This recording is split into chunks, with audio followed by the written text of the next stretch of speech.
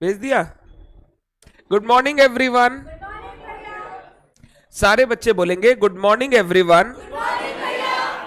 सुबह सुबह आपका नींद तभी खुलेगा जब आप क्लास में एक बार आके गुड मॉर्निंग बोल ले, नहीं तो किसी का भी रात खत्म ही नहीं हुआ है। ठीक है ना? तो और सुबह थोड़ा नहा धो के आएंगे तो नींद खुला हुआ रहेगा। बिना नहाएंगे आएंगे तो ऐसा लगेगा कि आप रात में ही हैं अभी। पढ़ाई करने का सबसे बेस्ट तरीका यही है, अपने आप को फ्रेश रखना पड़ता है। जितना आप फ्रेश रखेंगे उतना लंबा टान पाएंगे, और जितना आप आलस करेंगे आप उतनी जल्दी पढ़ाई करते करते सो जाएंगे। Maximum 15 minutes, half an hour, बोला हो गया, चल आज का कंप्लीट है कोटा, हम लोग अपने रेस्ट मोड में चलते हैं। सो ऑलवेज फ्रेश रह के आया कीजिए क्लास में, तभी आपको पढ़ाई आपके दिमाग में घुसेगी और आपको अच्छी भी लगेगी। ठीक, जैसे हमारा शिवम ऑलवेज फ्रेश, इसको लोगों को फ्रेश कर देता है ये। Good morning online. चलिए, लास्ट क्लास अपने कंपनी अकाउंट्स का ओरिएंटेशन कर लिया था। पेपर पैटर्न क्या होता है, हमारा सिलेबस क्या है इन टोटल, किस तरीके से इस 50 मार्क्स को कवर करना है। कंपनी अकाउंट्स और ऑडिट ऐसे है तो 50-50 का, बट एग्जाम में पेपर मिक्स आता है। तो आज के दिन अगर मैं बात करूं तो ऑडिट का वेटेज इस पेपर में ज्यादा रहता है और कंपनी अकाउंट्स का वेटेज कम रहता है। लास्ट क्लास मैंने ये छोटी छोटी बातें आपके साथ डिस्कस कर ली थी। यहां तक कोई किसी को डाउट नहीं है? आज हम लोग अपने कंपनी अकाउंट्स के बेसिक्स चालू करेंगे। सर, कंपनी अकाउंट्स के बेसिक्स और नॉर्मल अकाउंटिंग के बेसिक्स में फर्क क्या है? मैंने आपको लास्ट क्लास समझाया था, अगर मैं बात करूं अकाउंटिंग की, अकाउंटिंग मतलब ट्रांजैक्शंस को रिकॉर्ड करने की, तो चाहे एक कंपनी हो, चाहे प्रोप्राइटरशिप हो, चाहे पार्टनरशिप हो, अकाउंटिंग सबका सेम होता है। मतलब अगर मैं माल बेचता हूं, जर्नल एंट्री करता हूं कैश टू सेल्स, मान लो मैं एक प्रोपराइटर हूं, अगर मेरा पार्टनरशिप फर्म में भी माल बिकेगा तो जर्नल एंट्री होगा कैश टू सेल्स। अगर अंबानी जी भी माल बेचेंगे तो जर्नल एंट्री होगा कैश टू सेल्स। मतलब जो रेगुलर अकाउंटिंग हम लोग करते थे ना, सेल्स, परचेज, खर्चे, लोन एक्सेट्रा, जितने भी डेटर, क्रेडिटर, वो सारा का सारा अकाउंटिंग सेम होता है। तो कंपनी अकाउंट्स के बेसिक पढ़ते समय मैं आपको ये सब नहीं सिखाऊंगा, एसेट क्या होता है, लाइबिलिटी क्या होता है, अकाउंट फॉर कैसे करते हैं, जर्नल लेजर, ट्रायल बैलेंस क्या होता है, क्योंकि ये सारी चीजें ऑलरेडी फाइनेंशियल अकाउंटिंग में हमने डिस्कस कर ली है। अगर किसी बच्चे को बेसिक्स में दिक्कत है, हो सकता है आपने क्लास कहीं और ले रखी हो, बेसिक्स आपने उतने अच्छे से कवर नहीं किया, YouTube में 10-11 बेसिक क्लास आपको मिल जाएगा। अगर किसी भी बच्चे को ऐसा लगता है कि अकाउंट्स का बेसिक क्लियर नहीं है, वो क्लास जरूर देख लेना, आगे बहुत काम आएगा। ठीक, कंपनी में तो सर क्या फर्क है? कंपनी का फर्क ऐसा है, नंबर 1, कंपनी में जो भी हम लोग अकाउंटिंग का बात करेंगे, मेनली फाइनेंशियल, फाइनल अकाउंट्स, क्या चीज का? फाइनल अकाउंट्स या फाइनेंशियल स्टेटमेंट्स। कंपनी का जो भी हम लोग फाइनल अकाउंट्स, फाइनेंशियल स्टेटमेंट्स का बात करेंगे, that will B governed by the provisions of companies act, that will B governed by provision of partnership, proprietorship की अकाउंटिंग में कोई एक्ट नहीं है। पार्टनरशिप एक्ट में अकाउंटिंग को लेकर ऐसा कोई फॉर्मेट या ऐसा कोई ज्ञान दिया हुआ नहीं है। पार्टनरशिप, प्रोप्राइटरशिप की अकाउंटिंग, फाइनल अकाउंट जो आज तक हम पढ़ते हुए आ रहे हैं, वो सब का फॉर्मेट या वो सब का जो तरीका है, that is a traditional accounting तरीका जो सालों साल से करते करते करते करते डेवलप हुआ है। बट जब हम लोग कंपनी में अकाउंटिंग करने आएंगे, कंपनी के फाइनल अकाउंट्स बनाएंगे, यहां पर ना आपको कंपनीज एक्ट को फॉलो करना होगा। मैंने कंपनीज एक्ट के 2 सेक्शन का जिक्र किया था आपके साथ, section 128 and section 129। 128 deals with books of accounts of the company, 129 deals with financial statements of the company। Main फर्क जो प्रोप्राइटरशिप पार्टनरशिप में है ना, प्रोप्राइटरशिप पार्टनरशिप और कंपनी में अकाउंटिंग को लेके, वो फर्क यही है, कंपनी के फाइनेंशियल स्टेटमेंट्स का एक स्पेसिफिक फॉर्मेट है जो कंपनीज एक्ट के सेक्शन 129 रेड विथ शेड्यूल 3 में दिया हुआ है। हाउएवर प्रोप्राइटरशिप पार्टनरशिप में ऐसा कोई फॉर्मेट वगैरह अलग से दिया हुआ, कंपनी में सारा accounting procedure, final accounts standardise किया हुआ है ताकि कोई भी इंसान कंपनी के फाइनेंशियल स्टेटमेंट को पढ़े, कंपनी में इन्वेस्ट करने से पहले कंपनीज को कंपेयर करे, वो इजीली फाइनेंशियल स्टेटमेंट को कंपेयर कर सके। हर कंपनी अपना फाइनेंशियल स्टेटमेंट अलग तरीके से नहीं बनाएगा, सारी कंपनीज को अपना फाइनेंशियल स्टेटमेंट एक ही तरीके से बनाना पड़ेगा जैसा कंपनीज एक्ट में लिखा हुआ। तो सबसे पहला फर्क between the accounting of proprietorship partnership and accounting of company is, यहां पे सब कुछ कंपनीज एक्ट के बेसिस पे चलेगा। हम लोग अपनी इच्छा से अपने मन से कुछ नहीं करेंगे, जो एक्ट में लिखा हुआ होगा उसी के बेसिस पे हमको फाइनल अकाउंट्स वगैरह बनाना होगा। एक्ट में आपको अकाउंटिंग के बारे में सेल्स परचेज एक्सपेंसेस ये सब कुछ नहीं दिया हुआ है, तो वो तो जैसे हम फॉलो करते थे वैसे ही करेंगे। बट फाइनेंशियल स्टेटमेंट से रिलेटेड एक्ट में रूल्स दिए हुए हैं, जिन रूल को फॉलो करके हम लोग कंपनी के फाइनल अकाउंट्स या फाइनेंशियल स्टेटमेंट्स बनाएंगे। पहला डिफरेंस यहां आता है।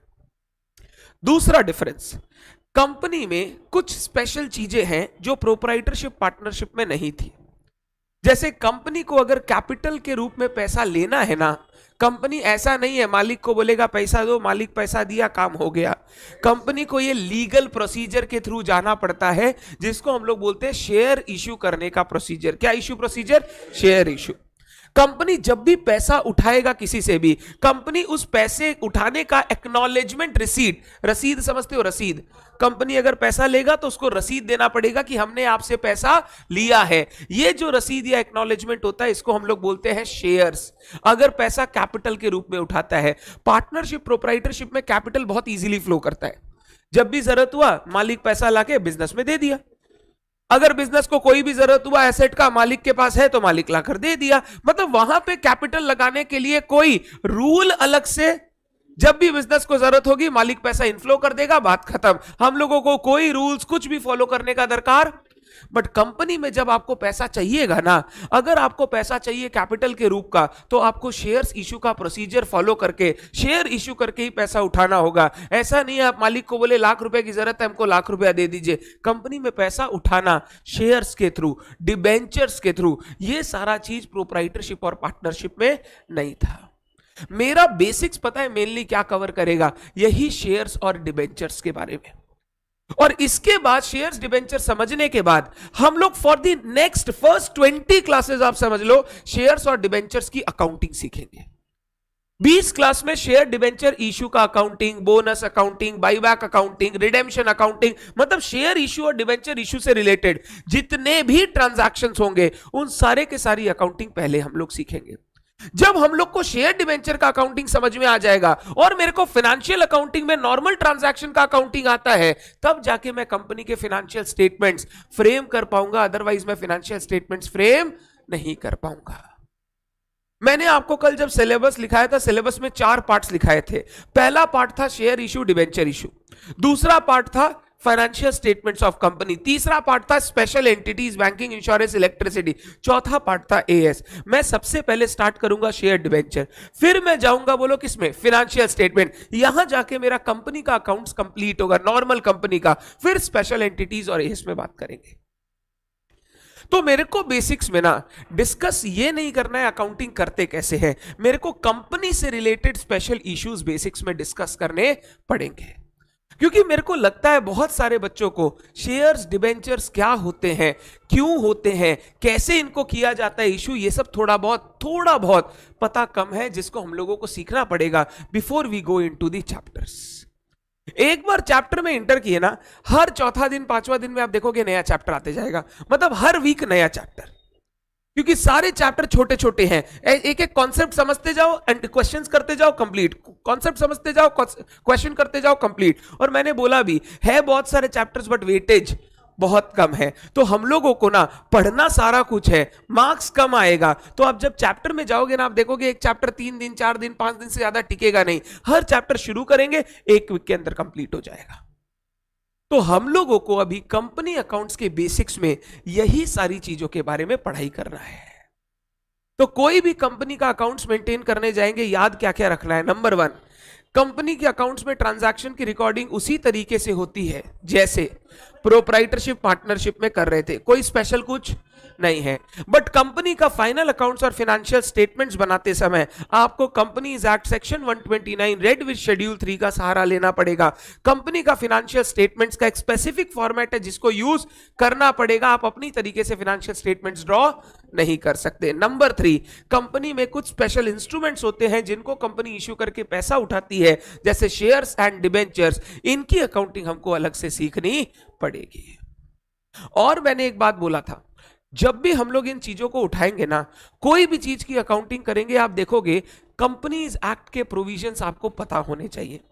जैसे मैं अगर शेयर इशू सिखाऊंगा, अगर कंपनी शेयर इशू करती है एट प्रीमियम, तो हम लोगों को सेक्शन 52 प्रीमियम के बारे में पता होना चाहिए। अगर company share issue at discount का बात हो रहा है, तो section 53 issue of shares at discount का पता होना चाहिए। जब हम लोग बोनस चैप्टर पढ़ेंगे, सेक्शन 63 बोनस इशू के बारे में पता होना चाहिए। जब हम लोग बाईबैक पढ़ेंगे, सेक्शन 68, 69, 70 बाईबैक के बारे में पता होना चाहिए। जब भी आप ये कंपनी अकाउंट्स के एक एक इशू उठाओगे ना, आप देखोगे कंपनीज एक्ट के कुछ सेक्शंस जो उनसे रिलेटेड है, पहले हमें उनको डिस्कस करना पड़ेगा, उसके बाद हम लोग अकाउंटिंग कर पाएंगे। तो हर चीज जो कंपनी में हम लोग अकाउंटिंग करेंगे, that will be linked to, कहां से, कंपनीज एक्ट। जो बच्चा कंपनी की अकाउंटिंग अच्छे से करना चाहता है, उसका कंपनीज एक्ट का बेसिक्स बहुत क्लियर होना चाहिए। क्योंकि हम लोग जानते हैं कंपनी में कोई भी चीज बिना रेजोल्यूशन के, बिना मीटिंग के, बिना लोगों के डिसीजन के होता नहीं है। बोर्ड मीटिंग होती है, शेयर होल्डर मीटिंग होती है, बोर्ड डिसीजन लेता है, शेयर होल्डर डिसीजन लेता है, उसके बाद जाके कोई भी काम होता है। तो कंपनी में ऐसा नहीं है आज बोनस इशू करने का मन किया, कर दिया, कल अकाउंटिंग करके दिखाओ, नहीं। अगर बोनस इशू करना है तो पहले बोनस इशू का सारा प्रोसेस फुलफिल करना होगा, फिर बोनस इशू जब हो जाएगा तो उसका क्या करना होगा, अकाउंटिंग करना होगा। मेरे कंपनी अकाउंट्स में ऐसा नहीं है आपको लॉ पूरा लर्न होना चाहिए, बट लॉ की कुछ स्पेसिफिक चीजें जिनके बिना अकाउंटिंग नहीं कर सकते, वो आपको पता होना चाहिए। तो जैसा मैंने बोला था, मैं हर चैप्टर से पहले आपको बोल दूंगा ये सेक्शंस मेरे को रिक्वायर्ड है, आप वो सेक्शन अच्छे से रिवाइज करके आएंगे, और उसके बाद हम लोग जब चैप्टर पढ़ेंगे तो आपको बहुत ईजी लगेगा। इससे जो बच्चे ग्रुप 1 का एग्जाम देंगे दिसंबर में, उनके लिए कंपनी लॉ का रिवीजन साइमल्टेनियसली हो जाएगा, उन लोगों को अलग से पढ़ने का दरकार नहीं पड़ेगा। मतलब तकरीबन 15-20 सेक्शंस हम लोग कवर करेंगे सिर्फ in the course of our syllabus of company account, जो कंपनी लॉ से लिंक्ड है। तो इतने सारे सेक्शन जब आप रिवाइज करके आओगे तो आपका कॉन्सेप्ट अपने आप क्लियर हो जाएगा। डन है बात? अब बताइए।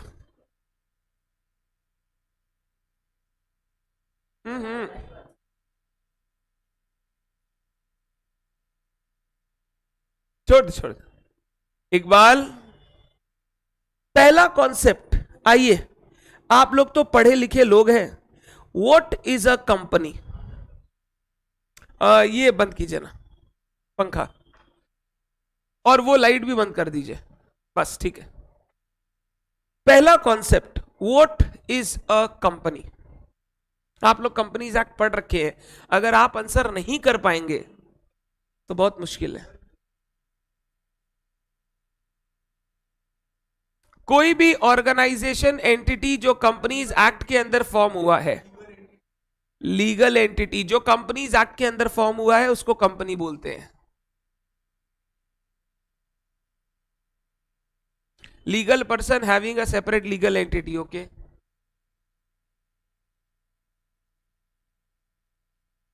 विथ फुल ऑफ लॉस, ठीक है।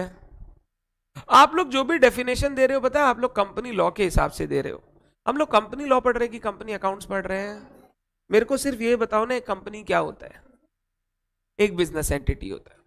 अगर आपको बिजनेस करना है, बिजनेस ऑर्गेनाइज करने के, एक बच्चा बचपन में चैप्टर पढ़ते थे बिजनेस स्टडीज, हम लोग के टाइम उसको बोलते थे बिजनेस ऑर्गेनाइजेशन। बिजनेस ऑर्गेनाइजेशन, एक जब भी आप बिजनेस को बनाते हैं, बिजनेस एंटिटी चालू करते हैं, एक बिजनेस को ऑर्गेनाइज करने के या बिजनेस को करने के कई तरीके हो सकते हैं, टाइप्स हो सकते हैं। जैसे मैं अगर अकेला बिजनेस करना चाहता हूं, मैं सोल प्रोपराइटरशिप फर्म खोल के अपना बिजनेस कर सकता हूं। हम लोग जानते हैं कि बिजनेस का एक सेपरेट आइडेंटिटी होता है। कोई भी इंसान एक बिजनेस को बिजनेस के नाम से जानता है। तो हम लोग हमेशा क्या करते हैं ना, जब भी कोई बिजनेस करना होता है, ऐसे नहीं बोलते बिजनेस ऑफ अविनाश संचेती। अगर मैं अपने बिजनेस को कोई नाम देना चाहता हूं, मान लो मैं एक रेस्टोरेंट खोलना चाहता हूं, रेस्टोरेंट का नाम रहेगा भूखों का ढाबा। भूखों का ढाबा, मैं अकेला प्रोपराइटर उसमें। तो ये भूखों का ढाबा मेरा प्रोपराइटरशिप फर्म है, जिसके अंदर मैं रेस्टोरेंट बिजनेस कर रहा हूं। क्या कर रहा हूं? रेस्टोरेंट बिजनेस कर रहा हूं। जाना है बात? अगर मेरे को अकेला बिजनेस करना है तो मैं सोल प्रोपराइटरशिप फर्म खोल के बिजनेस कर सकता हूं। क्या करना है सर? सोल प्रोपराइटरशिप फर्म खोलने के लिए करना क्या है? कुछ नहीं करना है।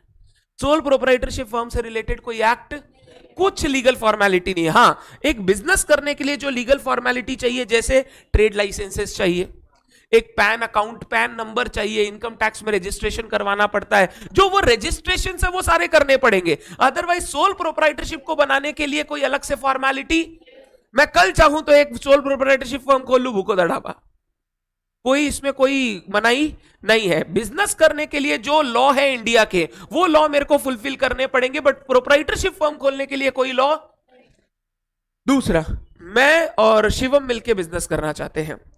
शिवम को ब्यूटी पार्लर्स में बहुत इंटरेस्ट है, मतलब लड़कियों में बहुत इंटरेस्ट है, तो वो बोलता है सर ब्यूटी पार्लर खोलेंगे, मिलके करेंगे बिजनेस। हम बोला अरे हम लोग थोड़ी करेंगे मेकअप यार, बट मिलकर करेंगे। अरे वो पॉज ऐसा मतलब इंटेंशनल नहीं था। तो शिवम बोल रहे सर मिलके बिजनेस करना है, हम काम करेंगे, आप पैसा लगाइएगा, हम काम करेंगे, आपको बिजनेस में आने का चिंता नहीं है, वो हम देख लेंगे क्योंकि आप पढ़ाते हैं, आप पढ़ाइए, हम सब कुछ टेक केयर कर लेंगे, कैसे कस्टमर आएगा, कैसे खुश करना है, वो सारा मैनिक्योर पेडिक्योर एवरीथिंग इज एकदम रेडी है वो, एकदम मतलब। तो हम और शिवम मिलके एक बिजनेस खोलना चाहते हैं जहां हम लोग दो जन पार्टनर रहेंगे और एक बिजनेस ऑर्गेनाइज करेंगे। इसके लिए हम लोग दोनों मिलकर एक पार्टनरशिप फर्म बना सकते हैं। अब पार्टनरशिप फर्म बनाने के लिए पार्टनरशिप एक्ट आता है, जो बोलता है अगर पार्टनरशिप बिजनेस ऑर्गेनाइज करना है तो आप दोनों के बीच में एक कॉन्ट्रैक्ट होना चाहिए, जिसको हम लोग बोलते हैं पार्टनरशिप डीड। पार्टनरशिप को रजिस्टर करवाना पड़ता है, आप चाहे तो, नहीं चाहे तो नहीं भी करवा सकते हैं, बट एक डीड होना जरूरी है।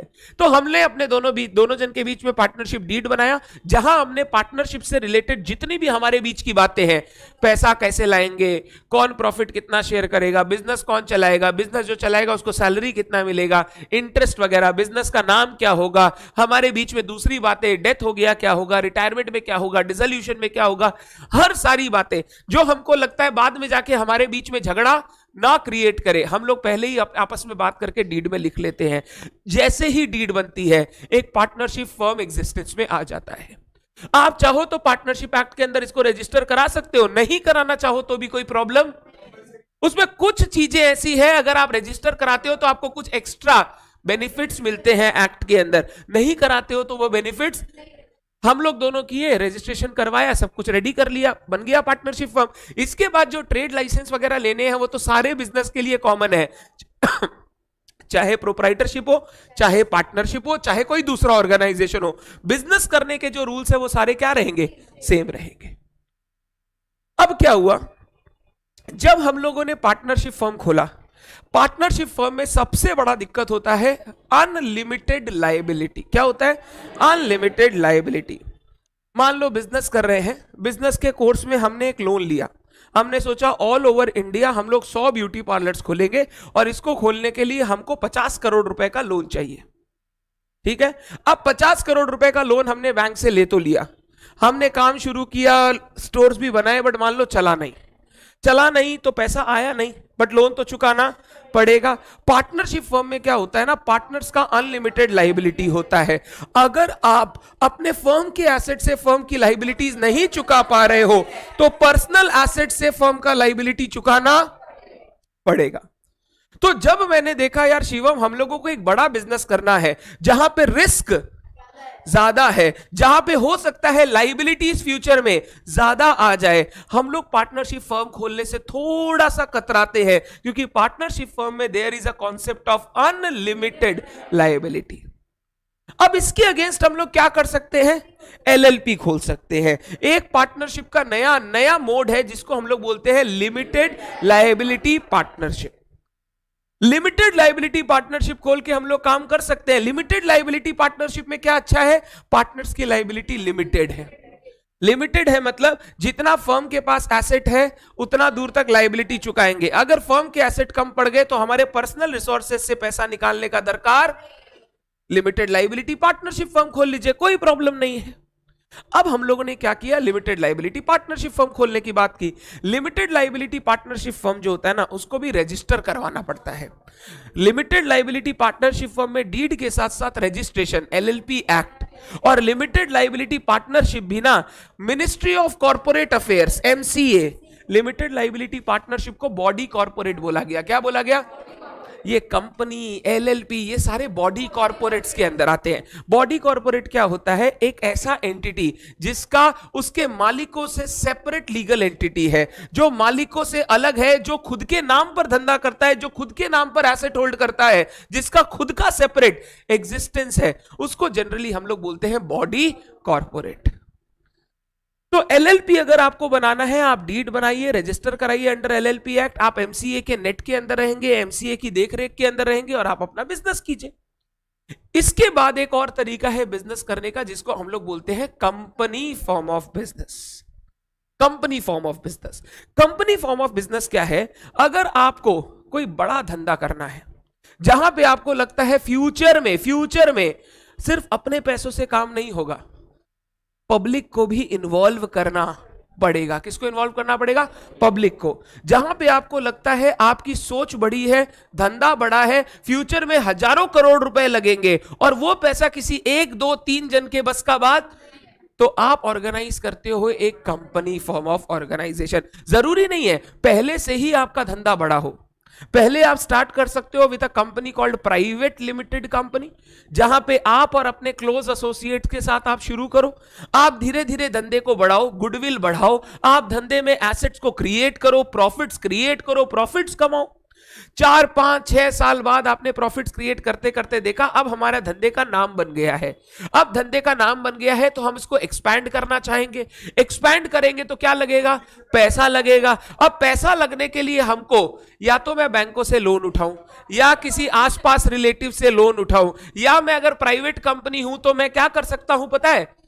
प्राइवेट प्लेसमेंट कर सकता हूं। मेरे आसपास के क्लोज रिलेटिव्स, फ्रेंड जो भी है, उनसे मैं बोल सकता हूं कि आप मेरी कंपनी में पैसा लगाइए, मालिक बनिए, जो कंपनी प्रॉफिट कमाएगी उसमें आपका एक हिस्सेदारी होगा। बट यहां पे मैं जो पैसा उठा पाऊंगा वो लिमिटेड की अनलिमिटेड? लिमिटेड। क्योंकि आप प्राइवेट प्लेसमेंट में जब भी शेयर इश्यू करोगे, एक मैक्सिमम नंबर ऑफ पर्सन है, कितना? 200 से ज्यादा लोगों से आप प्राइवेट कंपनी में पैसा नहीं उठा सकते। हम लोग इनको बोलते हैं क्लोजली हेल्ड कंपनी। क्या बोलते हैं? Closely held company. अगर हमको इसी के बाद और पैसा का जरूरत है तो हम चाहेंगे पब्लिक कंपनी बनाने का, public limited company. Public limited company एक ऐसी कंपनी है जिसमें आप चाहे तो, मैं वर्ड क्या बोल रहा हूं, जरूरी नहीं है, ऐसा नहीं है पब्लिक लिमिटेड कंपनी होगी मतलब पब्लिक से पैसा आया हुआ है।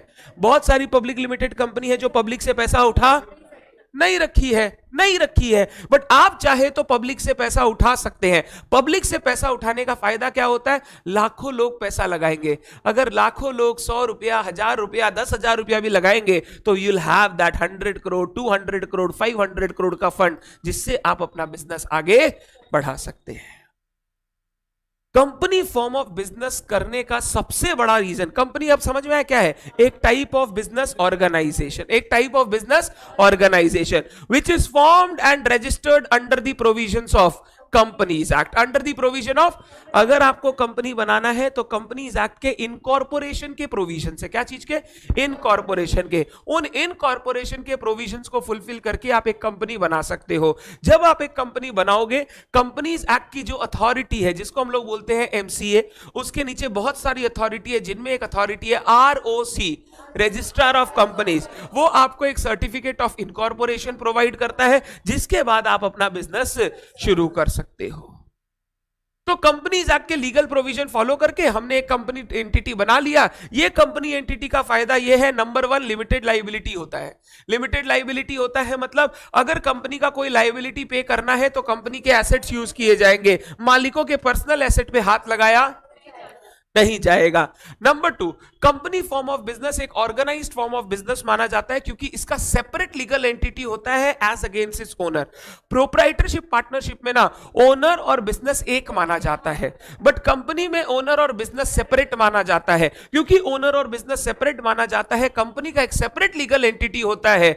कोई भी बड़े काम में अगर आप जाओगे ना, जैसे कोई गवर्नमेंट का टेंडर उठाना है, जैसे कोई बड़ा काम लेना है, बड़ा ऑर्डर लेना है, इंटरनेशनल ऑर्डर लेना है, वो प्रोप्राइटरशिप पार्टनरशिप फर्म को ऑर्डर बोलते हैं। हमको ऑर्गेनाइज्ड बिजनेस एंटिटी चाहिए जिसका लीगल एग्जिस्टेंस हो। अगर लीगल एग्जिस्टेंस है तो ही हम आपको कॉन्ट्रैक्ट देंगे, नहीं तो कॉन्ट्रैक्ट नहीं देंगे। इन दैट केस मेरे को क्या चाहिए? एक लीगल एंटिटी चाहिए जिसको हम लोग किस रूप में बना सकते हैं?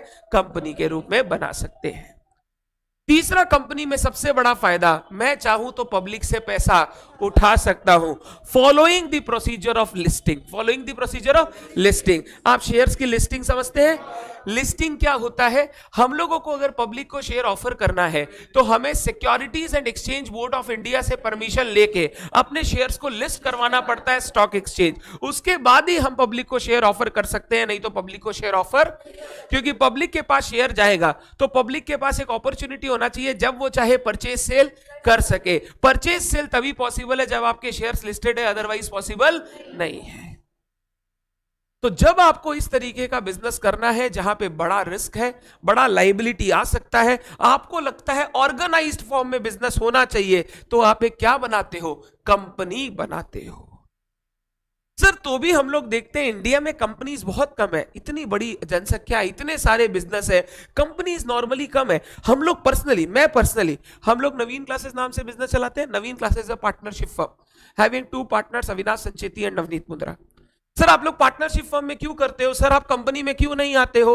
नंबर 1, पार्टनरशिप फर्म में ना बहुत रिलैक्सेशन होते हैं। रिलैक्सेशन मतलब ये टैक्सेशन वैक्सेशन सेकेंडरी है। रिलैक्सेशन मतलब कोई भी चीज चेंज करना है ना, किसी से पूछने नहीं जाना पड़ता है। हम लोग दोनों के सहमति से डीड में अमेंडमेंट्स हो गया, काम कंप्लीट। कंपनी में तो कुछ भी करना है, एक्ट को पढ़ो, सारे प्रोसीजर फॉलो करो, उसके बाद काम करना पड़ता है। पार्टनरशिप में पैसा लगाना है तो कोई फॉर्मेलिटी नहीं है, जब चाहिए लगा दो आप पैसा। उठाना है तो कोई फॉर्मेलिटी, कंपनी में आप पैसा लगाओ तो शेयर इश्यू के प्रोसीजर फॉलो करो। कंपनी से पैसा उठाना है तो डिविडेंड का प्रोसीजर, बाई बैक का प्रोसीजर फॉलो करना पड़ता है। कंपनी ना थोड़ा सा सोफिस्टिकेटेड चीज है, वहां पे हर चीज वो कंपनीज एक्ट के प्रोविजन पढ़ पढ़ के करने पड़ेंगे, which takes a lot of time, lot of cost, lot of involvement. इतना टाइम हमारे पास नहीं है, ना हम इतना कॉस्ट इनकर करना चाहते हैं। हम लोग बोलते हैं कंपनी को रखने का, संभालने का एक कंप्लायंस कॉस्ट होता है। आप जानते हो कंपनी को हर साल एनुअल रिटर्न्स फाइल करने पड़ते हैं, कंपनी को हर साल बहुत सारी फाइनेंशियल स्टेटमेंट सबमिट करने पड़ते हैं, आरओसी को बहुत सारा काम करना पड़ता है, लीगल फॉर्मेलिटी। ये लीगल फॉर्मेलिटी का जो टाइम एंड कॉस्ट है ना, अभी हम सोचते हैं हमारा बिजनेस नॉर्मल है, हमको तो किसी से पैसा उठाने का दरकार, हमने 1 रुपया लोन नहीं ले रखा है, हमको पब्लिक के पैसे की जरूरत, जब इतना कुछ चाहिए ही नहीं, हमारे पैसों से ही बिजनेस हो रहा है, हम क्यों कंपनी खोल के अपने माथे पे कंप्लायंस ले? इसीलिए हम लोग किस फॉर्म में बिजनेस करते हैं? पार्टनरशिप फॉर्म में। फ्लेक्सिबिलिटी होता है यहां पे हर चीज करने का। यहां पे अगर मेरे को कल चाहिए कि एक नए आदमी को इंट्रोड्यूस करना है, पार्टनरशिप डीड में अमेंडमेंट किया, नए चीज चेंज की, एक आदमी आ गया पार्टनर, उसके साथ काम करना शुरू कर दो। तो ये सारा जो फ्लेक्सिबिलिटी पार्टनरशिप का है ना, इसी के कारण आप देखोगे आज भी इंडिया में पार्टनरशिप फर्म ज्यादा प्रचलित है, प्रोप्राइटरशिप फर्म ज्यादा प्रचलित है और कंपनीज थोड़ा सा कम प्रचलित है। और नए कंपनीज एक्ट आने के बाद तो ये कॉस्ट बहुत बढ़ गया है, बहुत बढ़ गया है। आज सोचो ना, अगर एक नवीन क्लासेस की बात करें, कितने सारे लॉज है जिनके अंदर हम लोगों को कंप्लायंसेस करने हैं। पहला लॉ हो गया जीएसटी का लॉ, उसमें आप जानते हो हर महीने रिटर्न डालना पड़ता है, 12 महीना में 12 ठो रिटर्न, फिर एक ठो फाइनल रिटर्न डालो।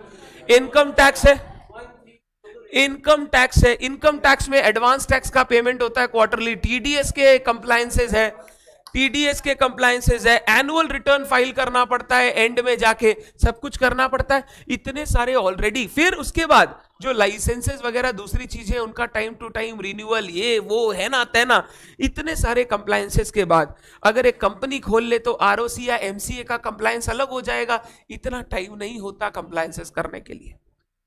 या तो फिर आप एक चार्टर्ड अकाउंटेंट रखो, उसको महीने की लाख रुपए फीस दो, वो सारा काम करेगा आपके लिए, आप वो करो। सर आप ही तो सीए, आप ही कर, टाइम नहीं है। It's not about being a CA and I can do this और दिस, इट्स राइट, मेरे पास टाइम नहीं है। हम अगर टीडीएस का रिटर्न लगाएंगे, जीएसटी का रिटर्न लगाएंगे, तुमको पढ़ाएगा कौन?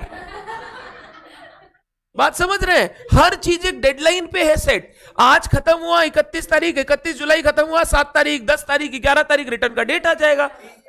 कौन करेगा इतना काम? एग्जाम्पल, कौन करेगा इतना काम? अरे पहले सेल का डिटेल अपडेट करो, फिर परचेज अपडेट करो, बहुत काम है, बहुत काम है। इसीलिए हम लोग कंपनी फॉर्म ऑफ बिजनेस में ऑर्गेनाइज नहीं करते। तो सर इससे आपका कोई नुकसान है क्या? मेरे बिजनेस में कोई नुकसान नहीं है, क्योंकि मेरे बिजनेस में मैंने जैसे बोला, पैसे के लिए हमको किसी के पास जाना नहीं पड़ता। नंबर 2, हमको कोई गवर्नमेंट टेंडर्स, ऑर्डर्स वगैरह, तो मेरे को कोई कॉर्पोरेट स्ट्रक्चर बनाने की दरकार, तो हमको कोई प्रॉब्लम नहीं है। हाँ, जिस दिन बड़े होंगे, सोचेंगे फिजिक्स वाला की तरह हमको सेंटर खोलना है, उस दिन पैसा चाहिएगा। पैसा चाहिएगा तो क्या बनाना पड़ेगा? कंपनी बनाना पड़ेगा, ताकि बाहर वाले लोग भी पैसा लगा सके। तो आपको समझ में आ रहा है क्यों एक प्रोप्राइटरशिप, पार्टनरशिप और क्यों एक कंपनी हम लोग बनाते हैं? Why a company is required. सबसे पहले ही समझना बहुत जरूरी है। इंटरव्यू में जाते हो, पूछता है कंपनी क्या होता है? A legal entity formed and registered under companies act is a company. Company is a form of doing business, it is a form of doing business and a structured form which has to comply with all the provisions of companies act. Company बनाना है, companies act follow करना होगा। Company के regular कामकाज में companies act follow करना होगा। Company बंद कर रहा है, कंपनीज एक्ट फॉलो करना होगा। शुरू से के लेके लास्ट तक हर चीज बिना कंपनीज एक्ट के कंप्लायंस के आप कर नहीं सकते। तो थोड़ा structured, organised, legal form of doing business है, इसको हम लोग बोलते हैं कंपनी। अब इतना पढ़ने के बाद कंपनी के फीचर्स तो आपको समझ में आई होंगे। मैं एक एक करके बोलता हूं, आप सुनते जाओ। आपने सारे पढ़ रखे, मेरे से ज्यादा आप जानते हो। सेपरेट लीगल एंटिटी है, ओनर और कंपनी अलग अलग है। कंपनी एक सेपरेट एंटिटी है जो लॉ में बनी हुई है, इसका खुद का एग्जिस्टेंस है। ओनर से ये नहीं जानी जाती, इसका खुद का एग्जिस्टेंस है। ये अपना एसेट्स होल्ड कर सकती है, इसके नाम पे लाइबिलिटीज आ सकता है, लाइबिलिटीज ले सकती है। ठीक, कंपनी में शेयर होल्डर्स और कंपनी अलग अलग है। पहला पॉइंट सेपरेट लीगल एंटिटी। दूसरा पॉइंट बोलिए, गोइंग कंसर्न। तो सारे ही हम लोग बिजनेस का अकाउंटिंग करेंगे, हम लोग गोइंग कंसर्न मान के ही करेंगे, इसमें कुछ नहीं है। इसको आप लोग बोलिए परपेचुअल सक्सेशन। ओनर रहे ना रहे, मालिक रहे ना रहे, शेयर होल्डर जिंदा रहे ना रहे, कंपनी हमेशा चलता रहेगा। वो सब ठीक है, कॉमन सील वगैरह वो सब चिंदी है, उसको छोड़ो ना। पहले मेरा सुनो, मेन बात सुनो। लिमिटेड लाइबिलिटी का कॉन्सेप्ट रहेगा। लिमिटेड लाइबिलिटी मतलब कभी तुम्हारे फर्म कंपनी में लाइबिलिटी आई तो वो कंपनी के एसेट से चुकाई जाएगी। तुम्हारे घर बार को बेचा, हाँ, अगर तुम्हारे शेयर्स पे कुछ रुपया बाकी है, तुमने कोई शेयर सब्सक्राइब किया और उसका रुपया बाकी है, तो वो देना पड़ेगा। बट उसके बाद कंपनी को तुमको एक भी रुपया देने का दरकार, आप अलग कंपनी अलग। आपने कंपनी को शेयर्स का पैसा दिया, अब जो समझना है कंपनी को समझना है, आपका घर बार पे कोई हाथ नहीं लगा सकता। हाँ प्लीज, अब हमको लिफ्टिंग ऑफ कॉर्पोरेट वेल मत बताइएगा, पता है बट अपने को नहीं समझना है। आगे चलते हैं, सुनना। कंपनी में there is separation of ownership and management. बहुत इंपॉर्टेंट पॉइंट, सबसे इंपॉर्टेंट पॉइंट एक कंपनी में फीचर्स में यह है separation of ownership and proprietorship में मैं ही मालिक, मैं ही बिजनेस देखता हूं। मेरे नीचे एक मैनेजर रख रखा है जिसको मैं ज्ञान देता हूं और वो मैनेजर सारे इंप्लॉइज को संभालता है। बट मेन हेड कौन है? मालिक भी मैं, संभालता भी मैं ही हूं। प्रोप्राइटरशिप फर्म में ये हो गया। पार्टनरशिप फर्म में मालिक कौन? मैं और नवनीत, और संभालते भी कौन है? मैं और नवनीत। हाँ, हमने इंप्लॉइज रख रखे हैं, मैनेजर्स रख रखे हैं, बट सारे डिसीजन लेने के हम लोगों के पास राइट्स है, या हमने उनको डेलीगेट रखा है, कर रखा है, वो ले सकते हैं। बट कंपनी के केस में आप देखोगे ना, ओनर और मैनेजमेंट सेम हो जरूरी। प्राइवेट कंपनी है ना, प्राइवेट लिमिटेड कंपनी, उसमें आप देख सकते हो ओनर और मैनेजमेंट सेम हो सकता है। जैसे मैं और शिवम एक कंपनी में मालिक है, हमने एक प्राइवेट लिमिटेड कंपनी खोल रखी है, Shivam beauty parlours private limited, ठीक है।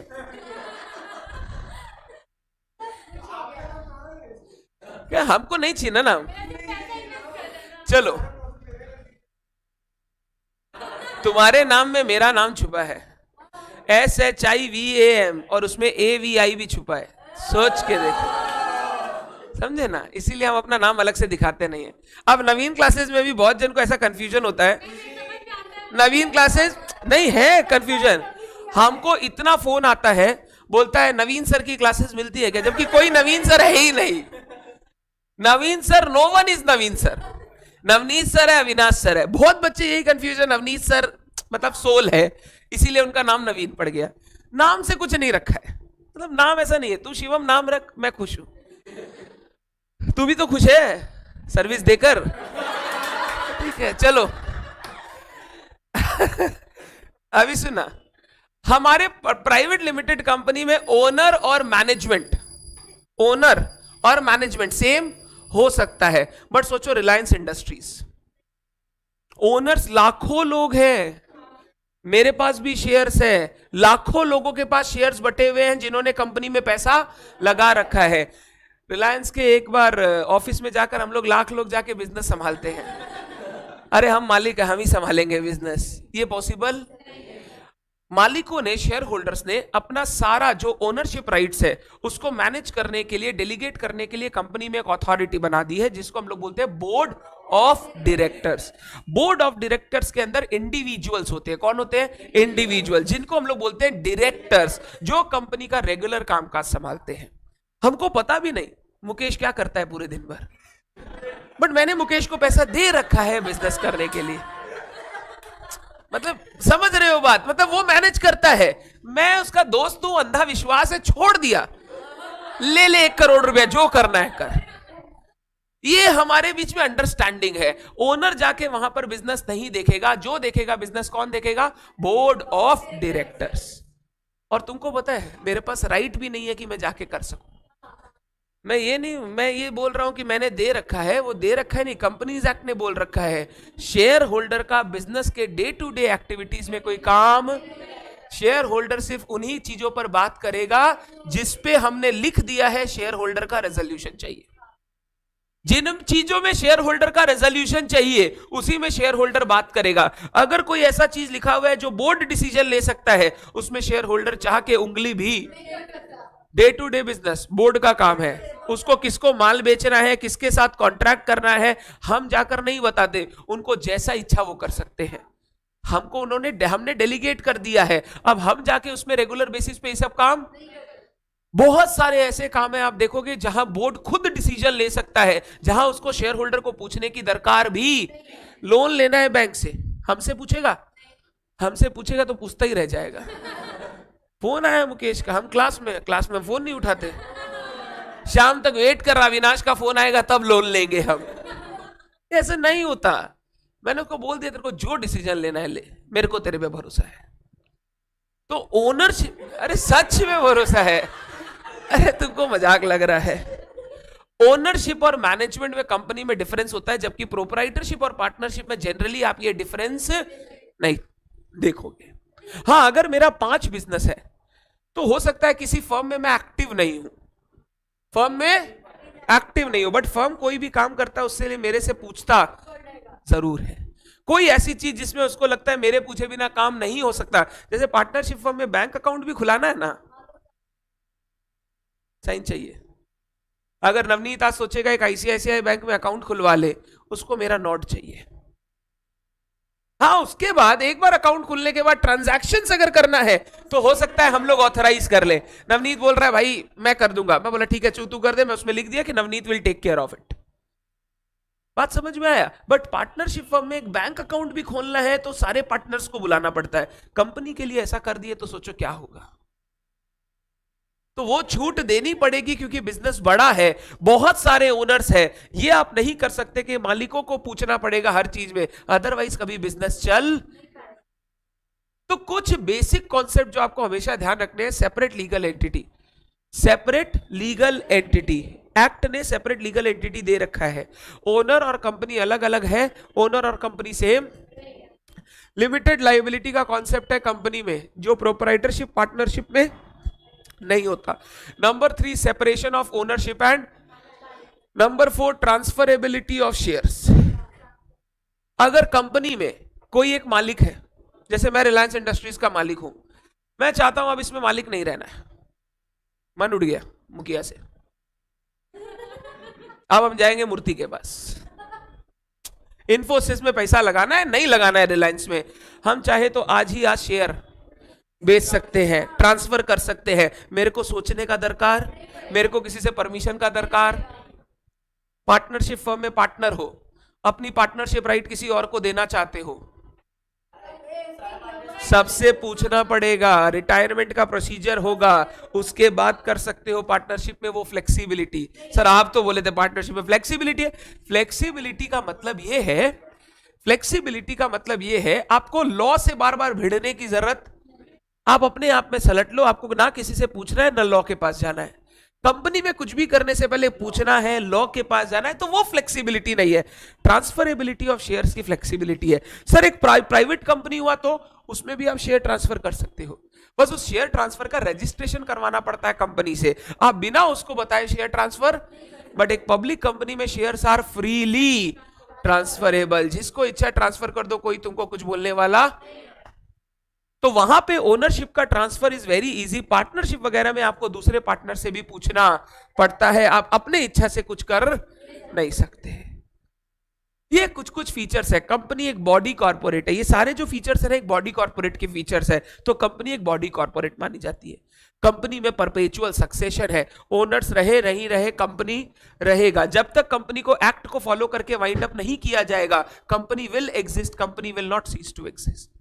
बट पार्टनरशिप में अगर दो पार्टनर है, हम और नवनीत, मान लो दोनों में से मैं, तो ये फर्म बंद करना होगा।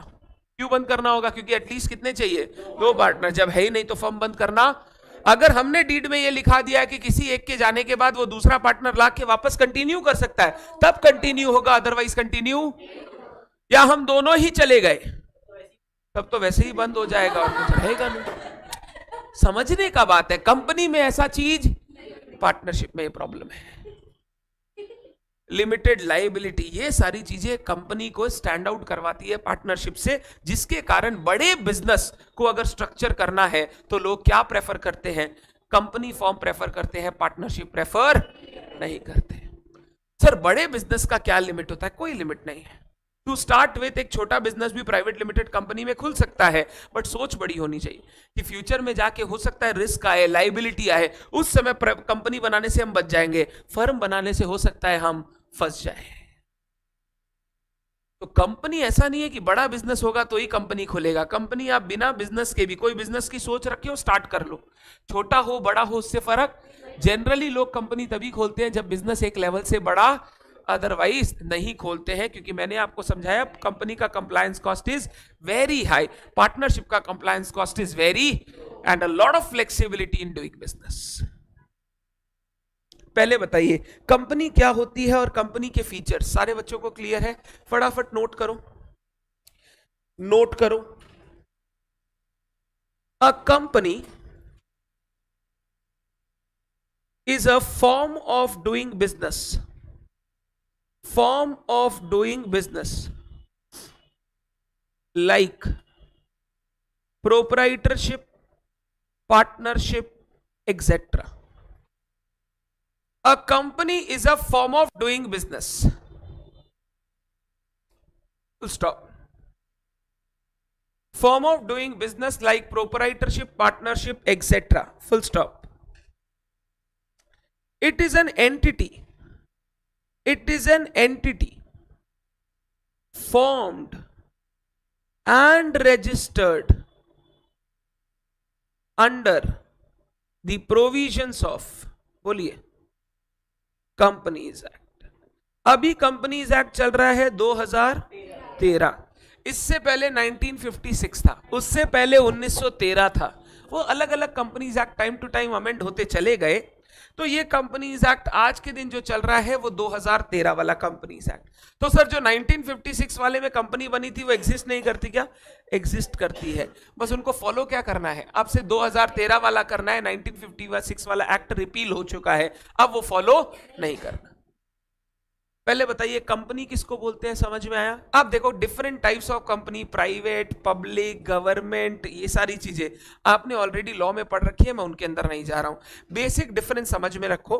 प्राइवेट लिमिटेड कंपनी एक ऐसी कंपनी है जो पब्लिक में शेयर इश्यू क्लोज सर्कल में बिजनेस अगर करना है आपको, आपके फ्रेंड को, आपको, आपके रिलेटिव को, दो बंधु मिलकर काम करना चाहते हैं तो प्राइवेट लिमिटेड कंपनी।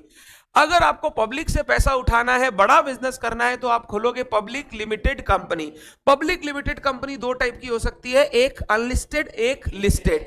पब्लिक में शेयर इश्यू करना है, पैसा उठाना है तो लिस्टेड करवाना पड़ेगा। पब्लिक में शेयर इश्यू नहीं करना, पहले आप 7, 8, 10 जन बिजनेस कर रहे हो तो आप अनलिस्टेड कंपनी में भी बिजनेस कर।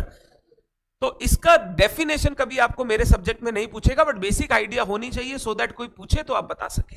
ठीक। फीचर्स ऑफ अ कंपनी, मैं सिर्फ पॉइंट्स दिखाऊंगा, अंदर ज्ञान नहीं लिखना है। नंबर ए बताइए, separate legal entity. Separate legal entity from its owners. Company के ओनर्स को क्या बोला जाता है रे? Shareholders. कंपनी के ओनर्स को हम लोग शेयर होल्डर्स बोलते हैं, share holders.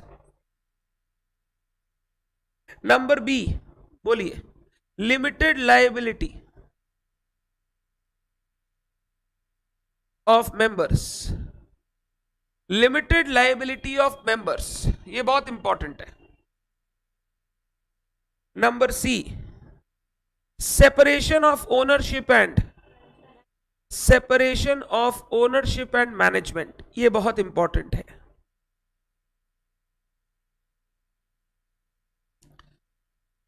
Separation of ownership and management. Number D, transferability of shares.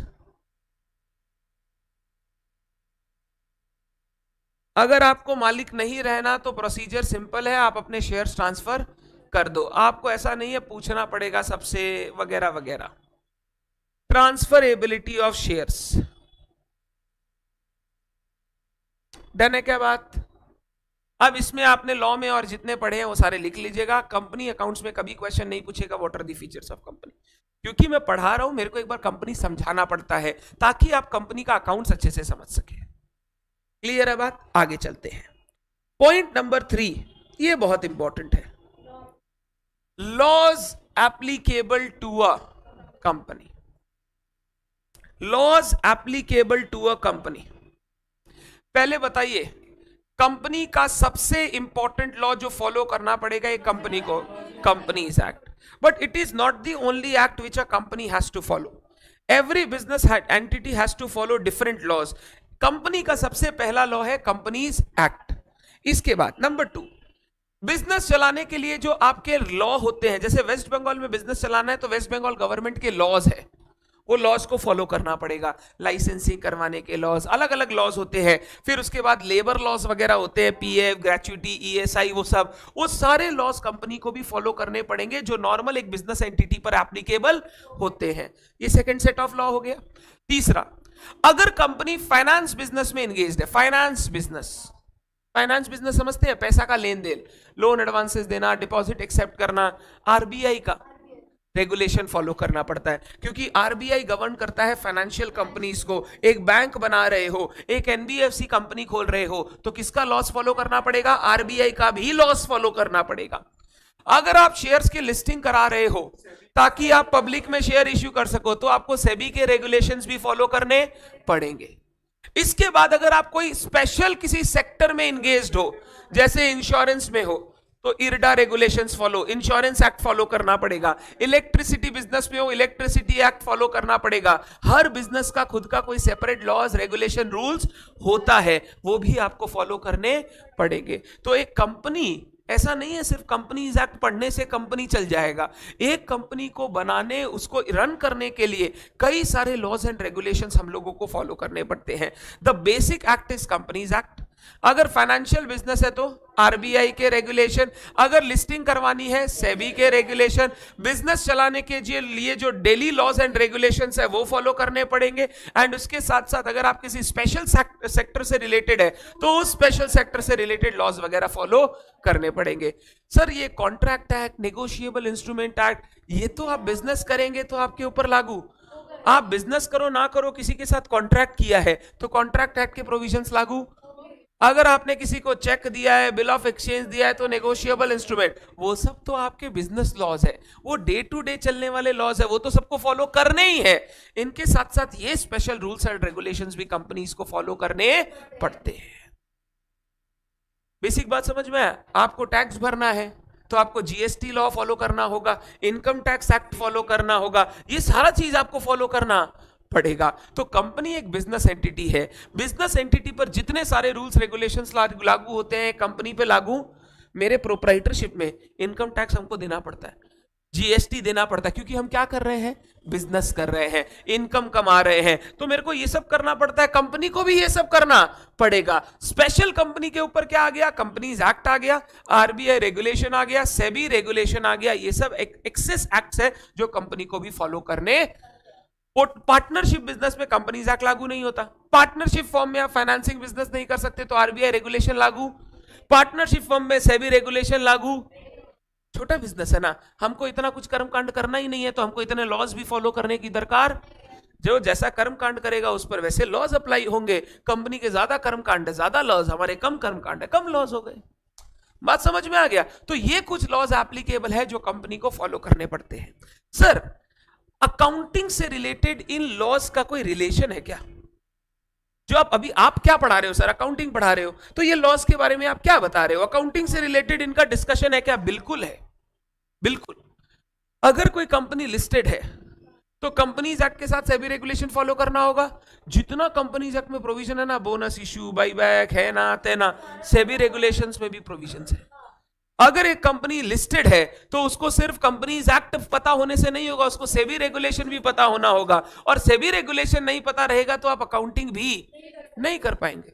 SEBI एक कंपनी को, लिस्टेड कंपनी को बोलता है कुछ डिस्क्लोजर आपको करने पड़ेंगे, कहां पे? फाइनेंशियल स्टेटमेंट्स में, वो भी आपको करने पड़ेंगे, आप मना नहीं कर सकते। मैंने तो कंपनीज एक्ट का कर दिया, मैंने तो अपनी मां का बोला हुआ सारा कर दिया। अब सेबी होता कौन है? वो भी चाचा मामा है, बात मानना पड़ेगा नहीं तो मम्मी मारेगी। बात समझ रहे हैं? हम लोग के चाचा मामा है, मानना पड़ेगा, सेबी के रेगुलेशन मानने पड़ेंगे। आरबीआई एक बैंकिंग कंपनी, एनबीएफसी कंपनी को अपने फाइनेंशियल स्टेटमेंट में ढेरों डिस्क्लोजर करने पड़ते हैं। कहां लिखा हुआ है? कंपनीज एक्ट नहीं, आरबीआई के रेगुलेशन में लिखा हुआ है।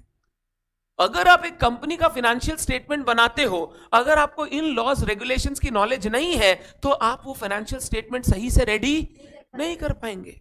तो सर क्या आप सिखाएंगे? हमारे सिलेबस में उतना नहीं है, हम लोग इंटर लेवल में है। हमको ये नहीं बताएगा आरबीआई कौन कौन सा डिस्क्लोजर करने बोल रहा है, क्योंकि वो तभी आएगा पता है कब? जिस दिन तुम एक बैंकिंग या एनबीएफसी में काम करोगे। जब तुम एक एनबीएफसी में काम करना शुरू करोगे तुमको वो स्पेसिफिक रेगुलेशन पढ़ने पड़ेंगे। जैसे जैसे रेगुलेशन पढ़ोगे, एक फाइनेंशियल स्टेटमेंट बनाओगे, तुम भी माहिर हो जाओगे। पढ़ाई करते समय तुमको हर चीज नहीं बताया जाएगा कि देख एनबीएफसी का फाइनेंशियल स्टेटमेंट में ये दिखाना पड़ेगा, ये दिखाना पड़ेगा, ये दिखाना पड़ेगा। हम लोग के सब्जेक्ट में बैंकिंग कंपनी के फाइनेंशियल स्टेटमेंट है, पर आरबीआई के क्या डिस्क्लोजर है वो हमारे सिलेबस में नहीं है।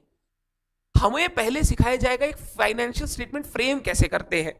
जो फुल फ्लेजेड फाइनेंशियल स्टेटमेंट है वो तो तभी सीखोगे जब एक बैंक में नौकरी करोगे, in the financial department, accounts department, और आपको वो सारा चीज बनाना पड़ेगा।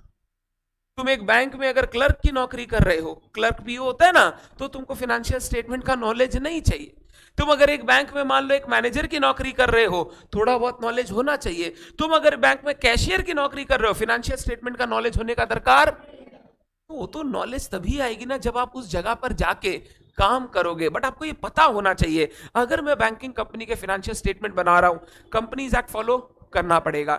अगर लिस्टेड है तो सेबी रेगुलेशन फॉलो करना पड़ेगा, और क्योंकि बैंकिंग कंपनी है तो banking regulation act, RBI regulation भी फॉलो करना पड़ेगा। तो सर सागर जैसा डिस्क्लोजर, मतलब सर हम क्या क्या पढ़ेंगे? तो तुमको अकेले को थोड़ी बैठाया जाता है बनाने। तुमको अगर उधर लगाएगा तो तुमको बोलेगा तुम सिर्फ सेबी रेगुलेशन पे ध्यान रखो। तुमको ये नहीं बोलेगा सेबी भी देखो, आरबीआई भी देखो। इनिशियली टू स्टार्ट विथ आपको सिर्फ बोलेगा सेबी रेगुलेशन पे ध्यान रखो। फिर जैसे जैसे तुम उस अकाउंट डिपार्टमेंट में हेड होते चले जाओगे, सीएफओ बन जाओगे, तब तुमको सब आना चाहिए, क्योंकि सब कुछ होने के बाद तुमको उसको देखना पड़ेगा। चीफ फाइनेंशियल ऑफिसर, सब कुछ देखना पड़ेगा। वो सब कुछ देखने के लिए तुमको सब कुछ आना भी। सीएफओ पहला दिन से थोड़ी बन जाते हैं। पहले दिन तो आपको एक एक काम सीखना पड़ता है। 10 साल 15 साल काम करेंगे तब जाके उस ओहदे पर पहुंचेंगे। पहला दिन से थोड़ी कोई सीएफओ बनता है। तो ये सारा चीज आना चाहिए। अभी मैं तुमको सिर्फ ये बता रहा हूं कि कंपनी के अकाउंटिंग से रिलेटेड, फाइनेंशियल स्टेटमेंट से रिलेटेड ये सारे लॉज है जिनका आपको ध्यान रखना पड़ेगा। Contract act not related to financial statements, nego instrument not related to financial statements, labour laws, वहां पे भी थोड़ा बहुत बात लिखा है जो कंपनी को अपने फाइनेंशियल स्टेटमेंट में बताना। जितना वो फाइनेंशियल स्टेटमेंट से रिलेटेड बात है उतना ही पता रखना है। पूरा लेबर लॉ जानना जरूरी। तुम कंप्लायंस डिपार्टमेंट में हो कि फाइनेंस डिपार्टमेंट में, अकाउंट्स एंड फाइनेंस में हो, कंप्लायंस में नहीं हो तो तुमको पूरा ग्रेच्युटी एक्ट नहीं पता होना होगा। सिर्फ जितना अकाउंट्स के लिए जरूरी है उतना पता होना चाहिए। तो सर क्या बड़े बड़े लोगों को सब कुछ पता नहीं है? किसी को सब कुछ पता नहीं है। What do you think? The CEO of the company knows everything. He knows everything about the business. अब लॉ कौन सा लगेगा, अकाउंट्स कैसे बन रहा है, उसको उससे कोई मतलब? उसको तो मतलब है कंपनी के पास कॉन्ट्रैक्ट आना चाहिए, 1000 करोड़ 5000 करोड़ 10,000 करोड़ का धंधा होना चाहिए, ये सब उसको मतलब है। उसको कोई मतलब नहीं है अकाउंट्स कैसे बन रहे हैं, कौन बना रहा है। हाँ, जब बन जाएंगे तो उसके पास आएगा, साइन कर देगा। आप जानते हो ना डायरेक्टर्स को साइन करने पड़ते हैं फाइनेंशियल स्टेटमेंट्स, वो साइन कर देगा। बोलेगा तो सर साइन करने से पहले पढ़ेगा नहीं? इतना पढ़ेगा ना तो फिर वो फाइनेंशियल स्टेटमेंट ही देखेगा, वो दूसरा काम क्या करेगा? एक भरोसा होना पड़ता है, मेरा फाइनेंस डिपार्टमेंट करके दिया है, सही है, ऑडिट वॉडिट हो चुका है, हमको सिर्फ क्या करना है, साइन करना है। हमको ज्यादा माथा लगाने का दरकार। अंबानी जी बैठ के थोड़ी अपनी बैलेंस शीट पढ़ते होंगे, वो तो बोले हम ये सब बनाए हैं। बनाए मतलब इतना जो सेल आया कहां से आया? तो हमको सेल पे नजर रखना है, हमको एसेट पे नजर रखना है, हमको फाइनेंशियल स्टेटमेंट पे नजर रखने का दरकार। बट हम तुम जो सीए सीएमए लोग होंगे, जो वहां पर जाके नौकरी करेंगे, हम लोगों को ये सारी रिस्पॉन्सिबिलिटी दी जाएगी। देखो सब काम सही से हो रहा है कि नहीं, देखो अकाउंटिंग सही से हो रहा है कि नहीं, देखो फाइनेंशियल स्टेटमेंट सही से बन रहा है कि नहीं। सर कौन सा काम बड़ा होता है? Financial statements. सर अकाउंटिंग छोटा काम होता है। अगर तुमको कहीं जर्नल एंट्री करने बैठा दे तो तुम समझ जाना तुम्हारा इज्जत लिया जा रहा है।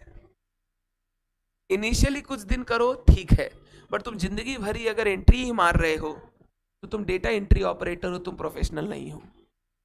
डेटा एंट्री ऑपरेटर जानते हैं जिसका काम क्या है? डेटा का एंट्री करना। मतलब बोल रहे तुमको कुछ आता नहीं है तो जो है वो कर लो, तुमको सोचने का दरकार।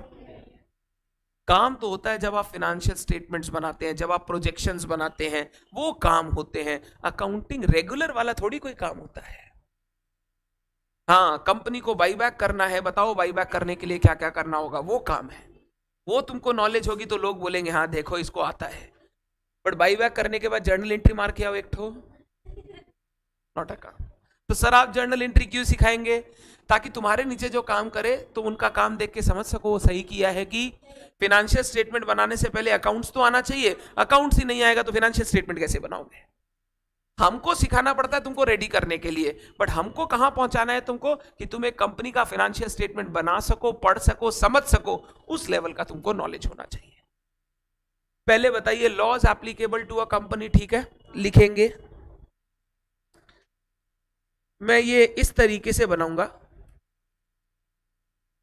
सबसे पहला कौन है? Companies act. कोई भी कंपनी हो, किसी भी बिजनेस में हो, अगर कंपनी है तो कंपनीज एक्ट फॉलो करना पड़ेगा, मैंडेटरी। हाँ, कुछ कुछ जगह पर स्पेशल एंटिटीज को कुछ कुछ रियायत दी गई है, वो रियायत हम बात करेंगे क्या क्या है। जैसे फॉर एग्जाम्पल अगर आपने पढ़ा होगा, क्योंकि आपके वो लॉ में नहीं है, अरे मतलब कुछ नहीं है, नहीं नहीं वो पूछ रही है कुछ, जैसे आपने पढ़ा नहीं है क्योंकि आपके वो सेक्शन है नहीं। हम लोग पढ़ेंगे एक सेक्शन 129 फाइनेंशियल स्टेटमेंट्स। हम लोग पढ़ेंगे सारी कंपनी फाइनेंशियल स्टेटमेंट बनाएगी शेड्यूल 3 फॉलो करके, बट बैंकिंग और इंश्योरेंस कंपनी को शेड्यूल 3 फॉलो नहीं करना। तो कौन बोला? कंपनीज एक्ट बोला। तो कंपनीज एक्ट उस लेवल तक उसको फॉलो करने का दरकार, बट दूसरा चीज तो फॉलो। तो कंपनीज एक्ट अगर आपको रिलैक्सेशन दे तो उस पोर्शन के लिए आपको कंपनीज एक्ट पर जाने का दरकार, बट अदर चीज के लिए कंपनीज एक्ट फॉलो करना पड़ेगा। डन है क्या बात? सर मान लो आप अभी बोले सर एक चीज, आप बोले कंपनी लॉ में भी बोनस के प्रोविजन है, सेबी में भी बोनस के प्रोविजन है, तो सर कंपनी तो कंफ्यूज हो जाएगा ना, ये करे या ये करे। नंबर 1, सेबी का किसके ऊपर लागू होगा? लिस्टेड। अनलिस्टेड है तो वो क्या फॉलो करेगा? Companies act. तो उसके लिए तो कोई टेंशन नहीं है, प्राइवेट के लिए कोई टेंशन नहीं है। टेंशन है सर लिस्टेड है तो कौन सा फॉलो करे? हम लोग बोलते हैं, सुनना ध्यान से, हार्मोनियस कंस्ट्रक्शन। क्या वर्ड यूज किया? हार्मोनियस। हार्मोनियस मतलब प्यार से, खुशी खुशी। कंस्ट्रक्शन मिलाकर रीड करो। मतलब अगर कंपनी लॉ और सेबी में सेम प्रोविजंस दिया गया है, सेम, तब तो कोई दिक्कत है ही नहीं। दिक्कत कब आएगी? जब इनकंसिस्टेंट प्रोविजन है। इनकंसिस्टेंट प्रोविजन में हम लोग बोलते हैं दोनों में जो बात है उन दोनों को फॉलो करने की कोशिश करो। मान लो दोनों में लिमिट्स दिया गया है, जैसे एग्जांपल कंपनीज एक्ट में लिमिट दिया गया है, एक कंपनी जब बाईबैक करेगी तो वो 25% of paid up share capital plus free reserve plus securities premium जितना पैसा यूज कर सकती है। यही सेबी रेगुलेशन में लिखा गया है 15% of paid up share capital plus free reserve plus securities premium कर सकती है। तुम मेरे को बताओ हम किसको फॉलो करें ताकि दोनों नाराज नहीं हो? 25 की 15, मैक्सिमम है 25, मैक्सिमम अमाउंट है, मैक्सिमम अमाउंट 15%, क्योंकि अगर तुम 25 कर लोगे सेबी दुखी हो जाएगा। सर 15 करेंगे तो कंपनीज एक्ट दुखी नहीं होगा, वो तो मैक्सिमम बोला था ना। 10% 15% में वो दुखी। इसको हम लोग बोलते हैं हार्मोनियस कंस्ट्रक्शन। मिला के पढ़ो दोनों को ताकि कोई भी ना बचे, दोनों ही फॉलो हो जाए।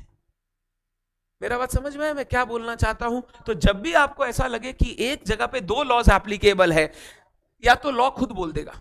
देखो कैसे बोलेगा लॉ। अगर कोई कंपनी आरबीआई के अंडर रेगुलेटेड है, ये प्रोविजन उस कंपनी को फॉलो करने का दरकार, तब तो कंपनीज एक्ट खुद ही सरेंडर हो गया।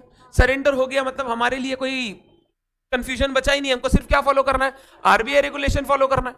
बट अगर मान लो कंपनीज एक्ट में ऐसा नहीं लिखा हुआ है, तो फिर हम लोग जब करेंगे क्या करेंगे? दोनों को मिला के फॉलो करेंगे। ऐसा फॉलो करेंगे कि कंपनीज एक्ट भी ना दुखी हो और आरबीआई भी ना दुखी हो। इसको हम लोग प्यार से बोलते हैं डॉक्ट्राइन ऑफ हार्मोनियस कंस्ट्रक्शन। सबको खुश करना है। आरबीआई का एक सेकंड,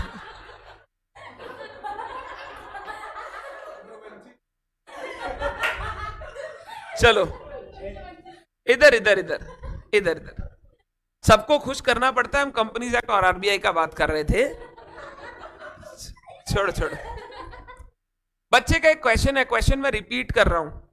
सर बैंकिंग कंपनी के लिए तो सुप्रीम कौन है? आरबीआई। तो सर फिर उसको तो आरबीआई का ही सुनना है।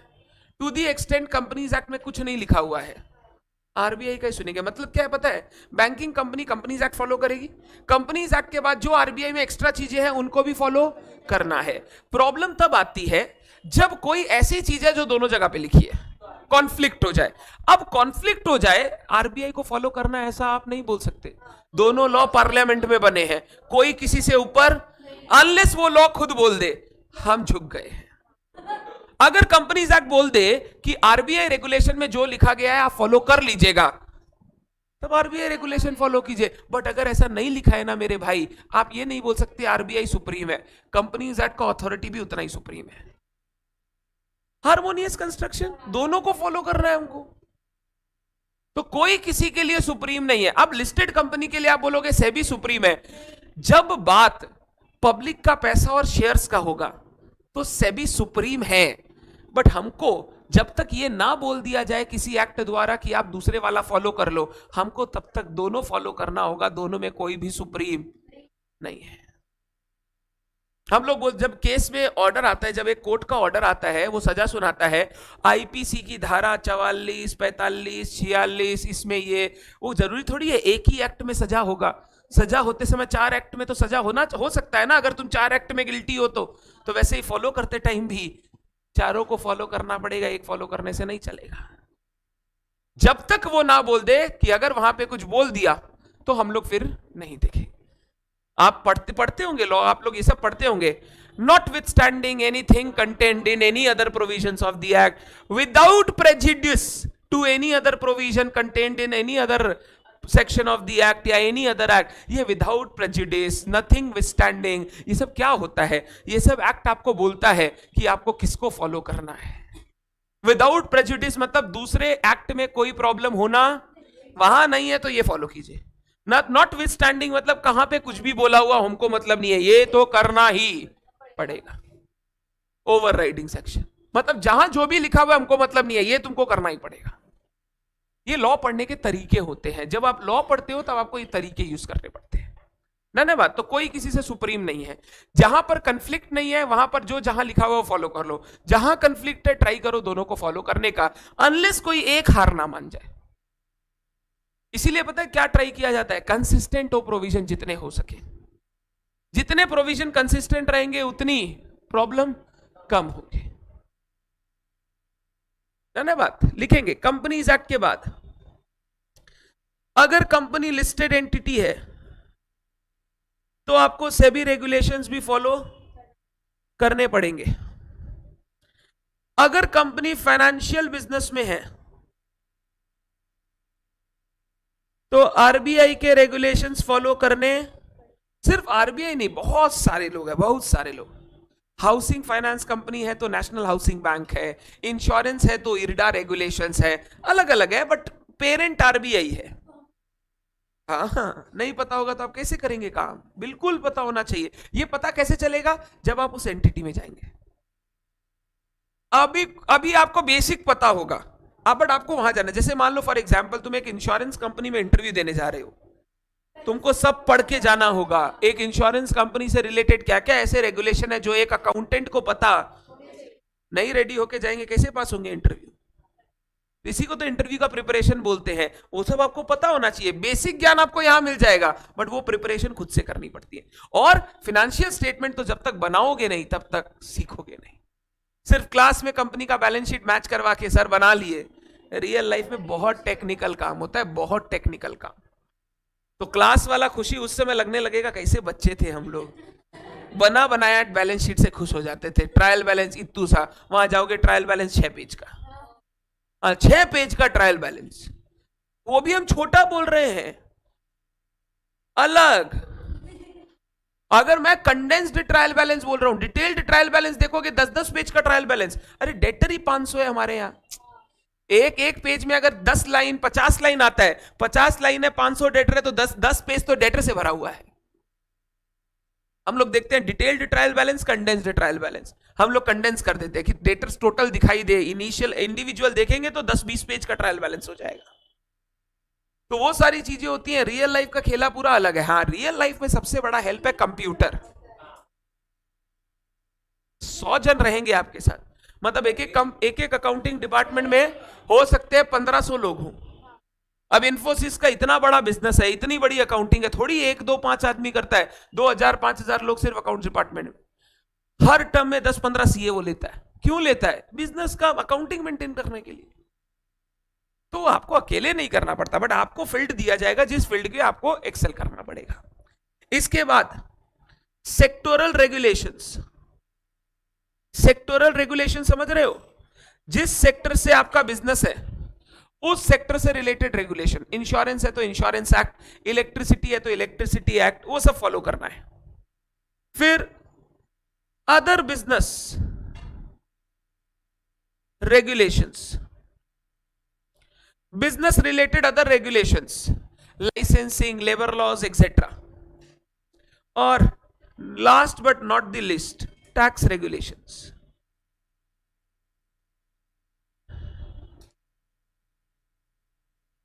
इसीलिए आपने सुना होगा टैक्स डिपार्टमेंट, एचआर डिपार्टमेंट, अलग अलग डिपार्टमेंट सुने हो, वो अलग अलग डिपार्टमेंट होते हैं। Compliance department, finance department, RBI वाला डिपार्टमेंट, सेबी का अलग, तो वो सब अलग अलग डिपार्टमेंट्स होते हैं। हर में अलग अलग हेड होता है, हर में 100-200 एम्प्लॉइज होते हैं जो पूरा बिजनेस को संभालते हैं। अकेला ये सब काम कभी नहीं होता है। तो सर मतलब जब फाइनेंशियल स्टेटमेंट बनेगा तो उस समय सारे डिपार्टमेंट एक साथ काम करेंगे? बिल्कुल। हर डिपार्टमेंट का 2-3 आदमी रहेगा पूरे टीम में और फाइनेंशियल स्टेटमेंट रेडी होगा, उसके बाद कंपाइल होके आगे जाएगा। तो it is a big process, it is not a small process. पहले बताइए एक कंपनी क्या होती है, अब क्लियर है?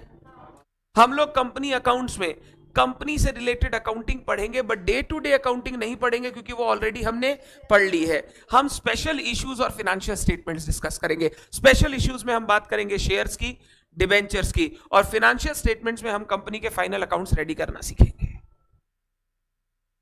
सिलेबस और सब्जेक्ट क्या है वो क्लियर है? आगे चलते हैं। Next point, sources of financing a company. अब मेरा वो स्पेशल इश्यूज शुरू होने वाला है। कंपनी में पैसा कहां से लेकर आएंगे? Sources of financing a company. पहले एक बात बताओ ना, प्रोप्राइटरशिप पार्टनरशिप फर्म में पैसा कहां से लेके आते हो अगर बिजनेस करना है? मालिक खुद देता है, जिसको हम लोग कैपिटल बोलते हैं। क्या बोलते हैं? कैपिटल। क्या मालिक लोन दे सकता है? लोन दे सकता है, लोन भी दे सकता है। पार्टनरशिप फर्म में पार्टनर्स लोन पड़े हैं कि नहीं पड़े हैं? अगर वो पैसा एज मालिक नहीं देके एज लेंडर दे रहा है, जो उसको इंटरेस्ट चाहिए और टाइमली वापस चाहिए, तो वो क्या हो जाएगा? कैपिटल और लोन में क्या फर्क है? कैपिटल में प्रॉफिट मिलता है, लोन पे इंटरेस्ट मिलता है। Very good.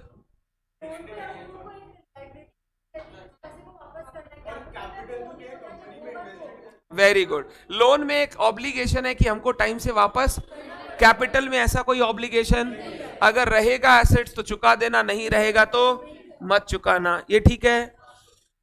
लोन का इंटरेस्ट देना पड़ेगा वेदर आप प्रॉफिट कमाओ या ना कमाओ, बट कैपिटल पे प्रॉफिट तभी मिलेगा जब आप कमाओ, नहीं कमाओ तो कुछ। ये सब बेसिक डिफरेंसेस है बिटवीन कैपिटल एंड कैपिटल देने वाला कहलाता है मालिक, लोन देने वाला कहलाता है लेंडर या liability holder. He is not the मालिक ऑफ द कंपनी या फर्म एक्सेट्रा। ठीक है। तो कंपनी भी पैसा ना दो तरीके से उठा सकता है, एक तो मालिक से इन द फॉर्म ऑफ कैपिटल, दूसरा अदर्स से इन द फॉर्म ऑफ लोन्स। मैं अभी वो क्रेडिटर्स वो सब की बात नहीं कर रहा हूं, वो तो एक शॉर्ट टर्म फाइनेंसेस हो गए। अभी मैं कोर फाइनेंसिंग की बात कर रहा हूं कि कंपनी को बिजनेस अगर करना है तो मेन पैसा कहां से लाएंगे?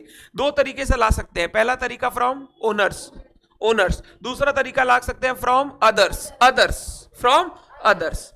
ओनर से पैसा लाएंगे कैपिटल के फॉर्म का, कैपिटल के फॉर्म का कंपनी पैसा ला सकती है by issuing shares to them. कोई भी आदमी अगर कंपनी में पैसा लगाना चाहता है which is in the form of capital, which is in the form of capital, तो कंपनी एक इंस्ट्रूमेंट इशू करेगा टू एक्नॉलेज कि आपने हमको पैसा दिया है, and that instrument is known as share. Share certificate बोल लो या शेयर बोल लो, that instrument is known as a share. Share का डेफिनेशन पता क्या है? A share is a share in the share capital of the company. A share is a share in the share capital of a company या in the capital of a company। Capital का एक हिस्सा एक share कहलाता है। हिंदी में बोला, a share is a share in the capital of a company। इसको मैं ऐसे बोल सकता हूं, कैपिटल का एक हिस्सा शेयर कहलाता है। पार्टनरशिप प्रोप्राइटरशिप में ऐसे कोई हिस्सा अलग अलग नहीं करते हम लोग कि तुमको चाहिए तो तुमको ये हिस्सा मिलेगा वगैरह वगैरह। वहां पे हिस्सा टोटल में होता है, 1/4 तेरा, 2/3 मेरा वगैरह वगैरह। कंपनी में हर चीज का एक हिस्सा होता है जिसको हम लोग बोलते हैं शेयर। अगर मान लो मैंने एक कंपनी में पैसा लगाना है 2 लाख रुपया, कितना रुपया? उसके शेयर का प्राइस चल रहा है 10 रुपया। तो जब मैं 2 लाख रुपया कंपनी में लगाऊंगा ना, कंपनी उसके बदले मेरे को 20,000 शेयर अलॉट करेगी। एक शेयर कितने का? 10 रुपए का। तो मैं जब 2 लाख रुपए लगाऊंगा, कंपनी मेरे को 20,000 शेयर देगी। ये जो 20,000 शेयर, एक एक शेयर है, that denotes ₹10 of the capital, ₹10 of the capital. तो शेयर अगर इश्यू करके कंपनी पैसा उठाता है तो वो कैपिटल फॉर्म का पैसा होता है। कोई भी इंसान से कंपनी पैसा उठा रहा है, to be in the form of capital, company will issue shares to them. आदमी पैसा देगा, कंपनी उसको क्या इश्यू करेगा? शेयर। जब तक शेयर इश्यू नहीं होगा तब तक वो मेरा मालिक माना नहीं जाएगा। यही अगर कंपनी को पैसा उठाना है इन द फॉर्म ऑफ लोन, तो कंपनी चाहे तो बैंकों से लोन ले सकता है, एनबीएफसी से। जैसे जनरल हम लोग लोन लेते हैं, पार्टनरशिप को लोन चाहिए तो वो किससे लेता है? एग्जाम्पल, नवीन क्लासेस को लोन चाहिए, पहले मेरे पापा से। पहले तो अपने क्यों बैंक के पास जाए, पहले अपने घर पे पैसा है पहले उनसे ले। सर पापा से कौन लोन लेता है? सर पापा तो नहीं, मारवाड़ी पापा है, उनको अपने बेटे से भी ब्याज चाहिए, अपने बेटे से भी। हम लोग जब अपना बिजनेस शुरू किए थे, हम अपने पापा से, मेरे को याद है, 1.5 लाख रुपया मांगे थे 2016 में। 75,000 उसका, नवनीत का 75,000 मेरा। हम 1.5 लाख रुपया मांगे थे, पापा दीजिए। बोला ठीक है दे देंगे। चुकाना नंबर 1 टाइम से, याद रखना पैसा। नंबर 2, इसके ऊपर ब्याज भी देना होगा। हम बोले ये कैसा बात है? बोला तुमको पढ़ाए लिखाए इतना बड़ा कर दिया कि तुम बिजनेस खोलने जा रहे हो, अभी भी तुमको सब मेरे से चाहिए तो पैसा ब्याज में ही मिलेगा, नहीं तो हमको 1.5 लाख रुपया चुकाने में ब्याज के साथ चुकाना पड़ा। हम वो 1-2 बैच में चुक जाता है, ऐसा नहीं है चुकेगा नहीं, अगर मेहनत करेंगे तो चुका ही देंगे। उसके बाद पापा मेरे से हर बैच से पैसा लेते हैं, बट हमको ब्याज कभी नहीं देते। पापा के पास ब्याज देने का कोई ऑप्शन नहीं है, आपको देना पड़ेगा। ठीक है कोई बात नहीं। सबसे पहले अगर आपको लोन का पैसा चाहिए तो आप क्लोज्ड वन से उठाते हो। कोई कंपनी का शेयर होल्डर हो गया, मेजर शेयर होल्डर जो कंपनी में सीईओ सीएफओ वगैरह, वो लोन दे सकता है। डायरेक्टर्स लोन दे सकते हैं। कंपनी के जो मालिक है या डायरेक्टर्स के रिलेटिव्स वगैरह कंपनी में पैसा लगा सकते हैं लोन के फॉर्म में। सबको ऐसा जरूरी नहीं कि तुम लगाओगे तुमको ही मालिक बना देंगे। मालिक बनाने वाला पैसा चाहिए तो शेयर इशू करेंगे, मालिक बनाना नहीं चाहिए तो लोन भी ले सकते हैं। आप बैंकों से भी लोन लग सकते हो, फाइनेंशियल इंस्टीट्यूशन से भी लोन ले सकते हो। लोन तो कई लोगों से लिए जा सकते हैं। कंपनी अगर लोन लेना चाहती है, लोन के फॉर्म का पैसा उठाना चाहती है और वो पैसा पब्लिक से या मास से उठाना चाहती है, तो कंपनी क्या करती है, एक इंस्ट्रूमेंट इशू करती है जिसको बोलते हैं हम लोग डिबेंचर्स। क्या बोलते हैं? डिबेंचर्स। ऐसा नहीं है डिबेंचर्स का प्राइवेट प्लेसमेंट नहीं हो सकता, प्राइवेट भी प्लेसमेंट हो सकता है, बट जनरली हम लोग बोलते हैं बड़ा पैसा लॉन्ग टर्म के लिए उठाना होता है तो कंपनी ये सब करती है, अदरवाइज कंपनी ये सब। कंपनी के मालिकों को क्या लग रहा है, देख मान ले मैं और नवनीत एक कंपनी में मालिक है, ठीक है। हम बोले हम लोगों को पैसा चाहिए, बट ये पैसा ना फिक्स्ड इंटरेस्ट पे उठाएंगे। हम लोगों को किसी को अपना मालिकाना हक ट्रांसफर, क्योंकि तीसरा आदमी आएगा तो उससे भी पूछना पड़ेगा, डिसीजन लेना पड़ेगा, उसका भी सारा बात सुनना पड़ेगा। हम लोग बोले, एक आदमी ये बोला 5 करोड़ देने के लिए तैयार है, हम बोला हम शेयर्स नहीं देंगे, मालिकाना हक नहीं देंगे, आपको हर साल 10% का ब्याज देंगे और आपका पैसा 5 साल बाद चुका देंगे। अगर वो राजी हो जाएगा तो वो 5 करोड़ लेने के अगेंस्ट हम लोग उसको एक इंस्ट्रूमेंट इशू करेंगे जिसको हम लोग बोलते हैं डिबेंचर्स। जो लोग मालिक बनना चाहते हैं वो क्या खरीदेंगे? शेयर्स। जो मालिक नहीं बनना चाहते बट कंपनी में पैसा लगा के कमाना चाहते हैं वो डिबेंचर्स भी परचेज। सर आप रिलायंस में मालिक है क्या? नहीं हूं, मतलब शेयर होल्डर हूं, बट रियल में मालिक मेरा कोई बात सुनता ही नहीं है। हम एक बार फोन किए मुक्कू को, आप कौन? हम फोन किए, हेलो हाय मुक्कू। बोला आप कौन? फोन काट दिया। हम बोला यार हम मालिक है तुम्हारे साथ। बोला कितना शेयर है तुम्हारे पास? हम बोले 100 शेयर। बोला बात भी मत करना हमसे, 1 करोड़ शेयर में तुम्हारे पास 100 शेयर है, 0.00001%, और तुम हेलो मुक्कू कर रहे हो? क्या तुम कर रहे हो? फोन ही नहीं उठाएगा। हम कंपनी के जाएंगे मीटिंग में, हम बोलेंगे ये काम नहीं हो सकता। बोला कितने हैं तुम्हारे पास शेयर्स? मैं बोला 100। बोला बैठ जाओ वहीं पे, तुम हाथ उठाओ नहीं उठाओ कोई फर्क नहीं पड़ता है। हम लोग कंपनी में मालिक लीगली है बट रियल में हमारा कोई मालिकाना हक। तो सर आप शेयर्स क्यों खरीदे? हमको कंपनी के फिक्स्ड इंटरेस्ट से इंटरेस्ट नहीं था, फिक्स्ड इंटरेस्ट में इंटरेस्ट नहीं था। हमको बोल रही है कंपनी अपने डिबेंचर पे ब्याज दे रही है 8%, कंपनी के शेयर्स में पैसा लगाएंगे ना तो क्या मिलेगा? मालिक बनेंगे, प्रॉफिट मिलेगा। क्या मिलेगा? कंपनी का फ्यूचर प्रोस्पेक्ट बहुत अच्छा है। शेयर्स खरीदने का सिर्फ रीजन ये नहीं होता हमको कंपनी में मालिक बनना है, हमको वोटिंग राइट चाहिए। वोटिंग राइट घंटा ही किसी के पास नहीं होता है। वोटिंग राइट तो उनके पास होगा ना जिनके पास 2%, 3%, 5%। सर 2% शेयर में वोटिंग राइट? 2% बहुत होता है, बहुत मतलब बहुत होता है। मुकेश अंबानी के पास भी रिलायंस इंडस्ट्री का 2% नहीं होगा। क्या बोल रहे हैं सर आप? आज चेक करना, 2% होना भी मुश्किल है शायद। 2% किसको बोलते हैं पता है? 10 लाख करोड़, 20 लाख करोड़, 30 लाख करोड़ का कंपनी में 2% मतलब कितना होता है? 60,000 करोड़ तुम्हारा, 6 लाख करोड़ तुम्हारा। 2% भी बहुत होता है। बट अगर किसी कंपनी का 2% शेयर तुम्हारे पास है तो वहां तुम्हारी बड़ी इज्जत होगी। सर तो हमारे पास अगर 20% हो गए तो? ऐसा नहीं है 5% मैक्सिमम। कौन बोला? एसोसिएट कंपनीज क्या होती है? वो होती है, सब होती है। 50%, 60% भी हो सकता है। होल्डिंग सब्सिडियरी मैं मतलब मैं खुद नहीं खरीदूंगा यार, मेरी कंपनी उसमें मालिक है। तो मैं अगर कंपनी का मालिक हूं, मेरी कंपनी उसमें मालिक है, तो मैं ही तो मालिक हुआ। फर्क कुछ नहीं है। अपने को दिखता सिर्फ वो कंपनी कंपनी कंपनी है, बट है तो हर जगह मुकेश जी। रिलायंस इंडस्ट्री के मालिक मुकेश जी, तो उसके नीचे जितनी भी 1000 कंपनीज है उसके मालिक कौन? मतलब ऐसे हाथ फैलाएंगे ना तो तुमको दिखेगा नहीं पैसा पैसा पैसा। ठीक है, हम तो गले लग जाएंगे ऐसा हाथ फैलाएगा। चलो, तो हम ये बात बोल रहे हैं, शेयर सिर्फ हम लोग मालिक बनने के लिए नहीं खरीदते। शेयर्स का एक एंगल तो है कि शेयर खरीदेंगे तो मालिक बनेंगे, अकाउंटिंग हम लोग उसी एंगल से करते हैं।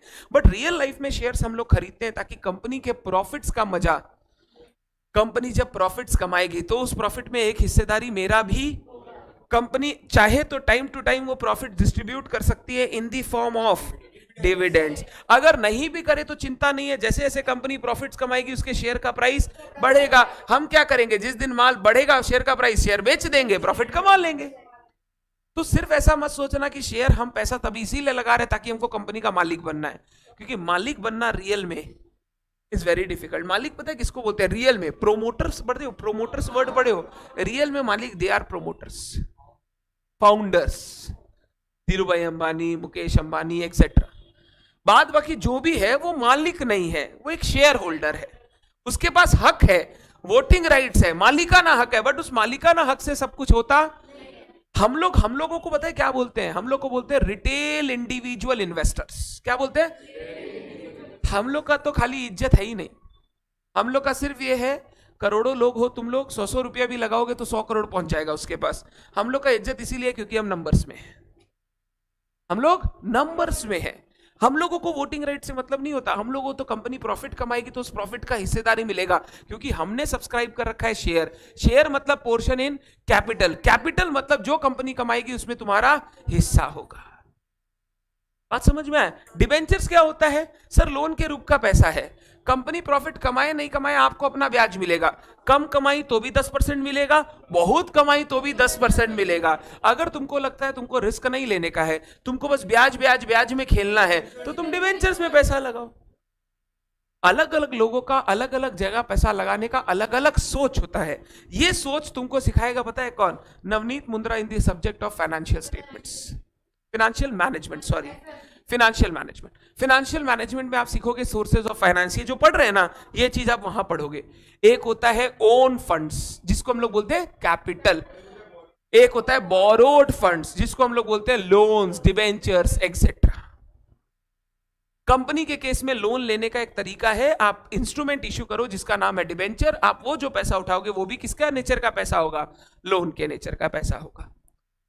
तो शेयर डिबेंचर पता है कुछ नहीं है, एक कॉन्ट्रैक्ट है, एक इंस्ट्रूमेंट है। तुम पैसा लगाओ, तुमको रसीद पकड़ा दिए, जिस दिन इसका मैच्योरिटी आएगा रसीद लेके आना, पैसा ले जाना। डिबेंचर्स में फिक्स्ड मैच्योरिटी होती है। शेयर्स दो टाइप के होते हैं, नाम बताओ? Equity, preference. इक्विटी में कोई फिक्स मैच्योरिटी नहीं होती, बट प्रेफरेंस में फिक्स मैच्योरिटी होती है। तो प्रेफरेंस शेयर होल्डर हो, रसीद ले जाना, जैसे ही मैच्योरिटी आया तुम शेयर कंपनी को देना, कंपनी को तुम्हारा पैसा वापस कर देगी। डिबेंचर होल्डर हो, मैच्योरिटी आया, कंपनी के पास डिबेंचर लेना, कंपनी तुमको पैसा वापस कर देगी। बट इक्विटी शेयर्स में ऐसा नहीं होता। इक्विटी शेयर में अगर पैसा लगाए हो तो कंपनी बोल रही है मेरा इच्छा होगा तब पैसा देंगे, नहीं इच्छा हुआ तो पैसा। अभी एक एक पढ़ेंगे हम लोग, इक्विटी शेयर्स, प्रेफरेंस शेयर, एक एक चीज पढ़ेंगे। हम लोगों को हर चीज का अकाउंटिंग सीखना है, इक्विटी का भी सीखना है, प्रेफरेंस का भी सीखना है, डिबेंचर्स का भी सीखना है। पहले बताइए सोर्सेज ऑफ फाइनेंसिंग का कंपनी समझ में आया? Apart from all the regular modes of finance, जो भी रेगुलर मोड्स ऑफ फाइनेंस आप जानते हो, एक्स्ट्रा फाइनेंसिंग के दो बेसिक सोर्स है, शेयर्स एंड डिबेंचर्स। इसके बाद भी बहुत सारे इंस्ट्रूमेंट है जो एक कंपनी इशू कर सकती है। आपने सुना है कभी commercial paper? Commercial paper short term का पैसा उठाना है, शॉर्ट टर्म का पैसा, तो कंपनी कमर्शियल पेपर इशू करके पैसा उठा सकती है। कंपनी डिपॉजिट्स एक्सेप्ट कर सकती है, डिपॉजिट्स एक्सेप्ट कर सकती है। डिपॉजिट जानते हो? Deposits section 73 if I am not wrong, आप लोग पढ़े नहीं? 73 to 76 डिपॉजिट्स पढ़ते हैं। डिपॉजिट्स वाला नहीं? ओके, हमको लगा 118 तक सारा है। डिपॉजिट्स है, सेक्शन हो सकता है सेक्शन 73। एक कंपनी चाहे तो पब्लिक से डिपॉजिट्स भी एक्सेप्ट, अपने मेंबर से पब्लिक से डिपॉजिट एक्सेप्ट कर सकती है। वो भी एक तरीके का पैसा है जो कंपनी को मिलेगा। डिपॉजिट्स का पैसा भी अनसिक्योर्ड लोन है। क्या है वो? डिबेंचर्स के साथ आ जाएगा, बस उसमें डिबेंचर इश्यू नहीं होकर एक डिपॉजिट सर्टिफिकेट इश्यू होगा। क्या इश्यू होगा? Deposit certificate. जिस दिन डिपॉजिट का मैच्योरिटी हो जाओ कंपनी के पास, सर्टिफिकेट दिखाओ, कंपनी तुमको तुम्हारा पैसा वापस कर देगी। और जो पीरियोडिकल ब्याज है, इंटरेस्ट है, वो तो तुमको मिलेगा ही, चाहे कंपनी प्रॉफिट कमाए या। तो एज अ पर्सन तुमको अगर कंपनी में पैसा लगाना है तो देयर आर वेरियस एवेन्यूज। तुमको किस में पैसा लगाना है वो तुम्हारे ऊपर डिपेंड करता है। तुमको मालिकाना हक चाहिए, रिस्क लेने में मजा आता है, या तुमको सिर्फ ब्याज चाहिए, रिस्क लेने में मजा नहीं आता है, तो तुम उस हिसाब से पैसा लगाना, तुम्हारे ऊपर कोई रेस्ट्रिक्शन नहीं है। सर हम जाके बोलेंगे कंपनी को हमको शेयर इश्यू करो, हम पैसा देंगे, ऐसा नहीं, ऐसा शार्क टैंक में होता है। स्टार्टअप्स तो ऐसे ही पैसा लेते हैं, अपना बिजनेस मॉडल दिखाएंगे, हमारा ये मॉडल है, ऐसे सुने हो, 5 करोड़ फॉर 10% इक्विटी, यही तो था। वो बोल रहा था, वो क्या बोल रहा था, हमको अपने 10% मालिक बना लो, हम 5 करोड़ अभी डालने के लिए रेडी है, क्योंकि तुम्हारी कंपनी का वैल्यूएशन 50 करोड़ के आसपास होगा, 50 करोड़ का 10% कितना होता है, 5 करोड़, हमको 10% इक्विटी दो, हम तुम्हारे अंदर अभी 5 करोड़ रुपया लगा देंगे। स्टार्टअप्स वैसे फंडिंग लेते हैं। बट अगर स्टार्टअप्स नहीं है, आप नॉर्मल कंपनीज की बात करें तो कंपनीज ऐसे जा जाके फंडिंग नहीं मांगती है। उनको अगर पैसा चाहिए होता है तो वो स्ट्रैटेजिक इन्वेस्टर से बात करती है। अगर उनको बड़ा पब्लिक से पास नहीं जाना तो स्ट्रैटेजिक इन्वेस्टर, बड़े बड़े इन्वेस्टर से बात करती है। इन्वेस्टर से पूछती है हमको 500 करोड़ रुपया चाहिए, कैसे दोगे? बोला हम देंगे तो सही, हमको मालिकाना हक चाहिए। तो फिर कंपनी बात करती है कितना इक्विटी उनको देगी, कितना शेयर्स उनको इशू करेगी, वो सारा बात अलग से होता है। ये बहुत बड़ा मार्केट है। आप जानते हो टाइगर ग्लोबल, हाँ हाँ हाँ उठा लीजिए, हाँ हाँ, आप जानते हो Tiger Global, Nomura banks. Tiger Global, Nomura banks नहीं जानते? पढ़िए इनके बारे में, जितना पढ़ेंगे उतना सीखेंगे। दीज आर बड़े बड़े इन्वेस्टर्स जो स्टार्टअप्स में पैसा, कंपनियों में बड़ा बड़ा पैसा लगाते हैं। ये सब होते हैं, ये लोग को हम लोग बोलते हैं इन्वेस्टमेंट बैंकर्स। क्या बोलते हैं? Investment bankers. बड़ा पैसा होता है इनके पास। वेंचर कैपिटल्स, वेंचर कैपिटल सुने हो? वेंचर कैपिटलिस्ट, इन्वेस्टमेंट बैंकर्स, बहुत बड़ा पैसा होता है उनके पास। 10,000 करोड़, 20,000 करोड़, 5 लाख करोड़ रुपया होता है। कोई मांगने आता है, बिजनेस देखते हैं, पसंद आता है, पैसा लगाते हैं। अब उसके बदले क्या मांगेंगे वो डिपेंड करता है हमको उस कंपनी में कैसा इंटरेस्ट चाहिए।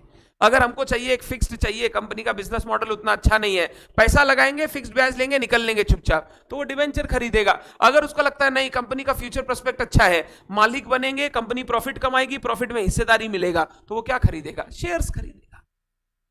बोलो। बिल्कुल, ये भी बड़े बड़े इन्वेस्टर है, ये फाइनेंशियल इंस्टीट्यूशन इन्वेस्टर्स होते हैं। इनको हम लोग इंस्टीट्यूशनल इन्वेस्टर्स बोलते हैं।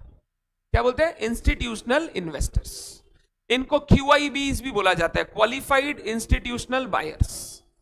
बड़े बड़े लोग होते हैं ये लोग, इनके पास बहुत बड़ा पब्लिक मनी पूल्ड रहता है। इंश्योरेंस, LIC बहुत बड़ा होता है। वो सब होते हैं। ये सारे अलग अलग फाइनेंस कंपनीज है जो पैसा लगाने का काम करते हैं। कोई लोन के रूप का पैसा लगाता है, कोई कैपिटल के रूप का पैसा लगाता है, अलग अलग रुपए लगा। इंडिया का सबसे बड़ा इन्वेस्टर ही कौन है? LIC है। कोई भी बड़ी कंपनी इंडिया की देख लो, उसमें एक नाम तुमको LIC मेजर शेयर होल्डर्स में दिख जाएगा। वो इन्वेस्टर है सबसे बड़ा। क्यों बताओ? उसके पास बहुत बड़ा पब्लिक मनी है। वो पब्लिक मनी ही लगा रहा है, उसका खुद का पैसा थोड़ी है। हमसे हर साल प्रीमियम लेता है, क्लेम देना है 50 साल 100 साल बाद, तो वो इतना बड़ा पब्लिक मनी लेके रखा है। किसी को पैसा लेने जाना होता तो वो पब्लिक के पास नहीं जाके पहले LIC के पास चला जाएगा। दोगे क्या? ले लो। समझ रहे हैं? तो वो पब्लिक का ही पैसा है, बस चैनलाइज अलग अलग चैनल से होता है। सोर्सेज ऑफ फाइनेंसिंग क्लियर है? लिखिए, आइए।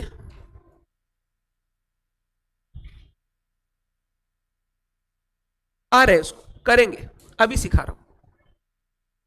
हाँ, एक हो गया ट्रेडिशनल सोर्सेज ऑफ फाइनेंसिंग।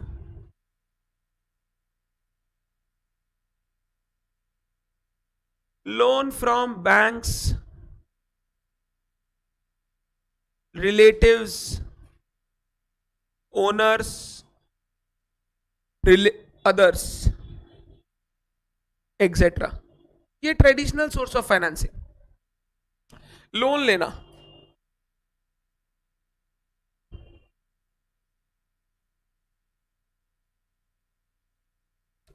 दूसरा कंपनी स्पेसिफिक। कंपनी स्पेसिफिक मतलब ये सिर्फ कौन कर सकता है? कंपनी कर सकती है। कंपनी स्पेसिफिक में दो पार्ट निकालेंगे, लॉन्ग टर्म, शॉर्ट टर्म। एक आ जाएगा शॉर्ट टर्म। शॉर्ट टर्म मतलब सिर्फ ये मत समझना 12 महीना के अंदर, वो सब अकाउंटिंग डेफिनेशन मत लगाना। शॉर्ट टर्म मतलब साल, 2 साल, 3 साल, 6 महीना ऐसा पैसा उठाना, शॉर्ट टर्म पैसा। एग्जाम्पल दो, बोलो बोलो। Commercial papers, treasury bills companies issue नहीं करता है चचा, treasury bills government, RBI issue करता है, ठीक है। डिपॉजिट्स, कमर्शियल पेपर डिपॉजिट्स,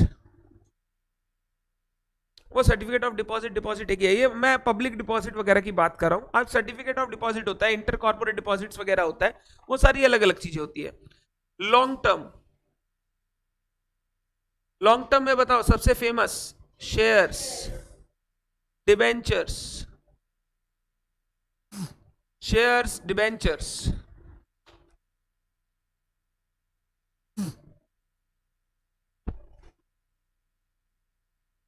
हम लोगों को किसकी अकाउंटिंग स्पेशली डील करनी है?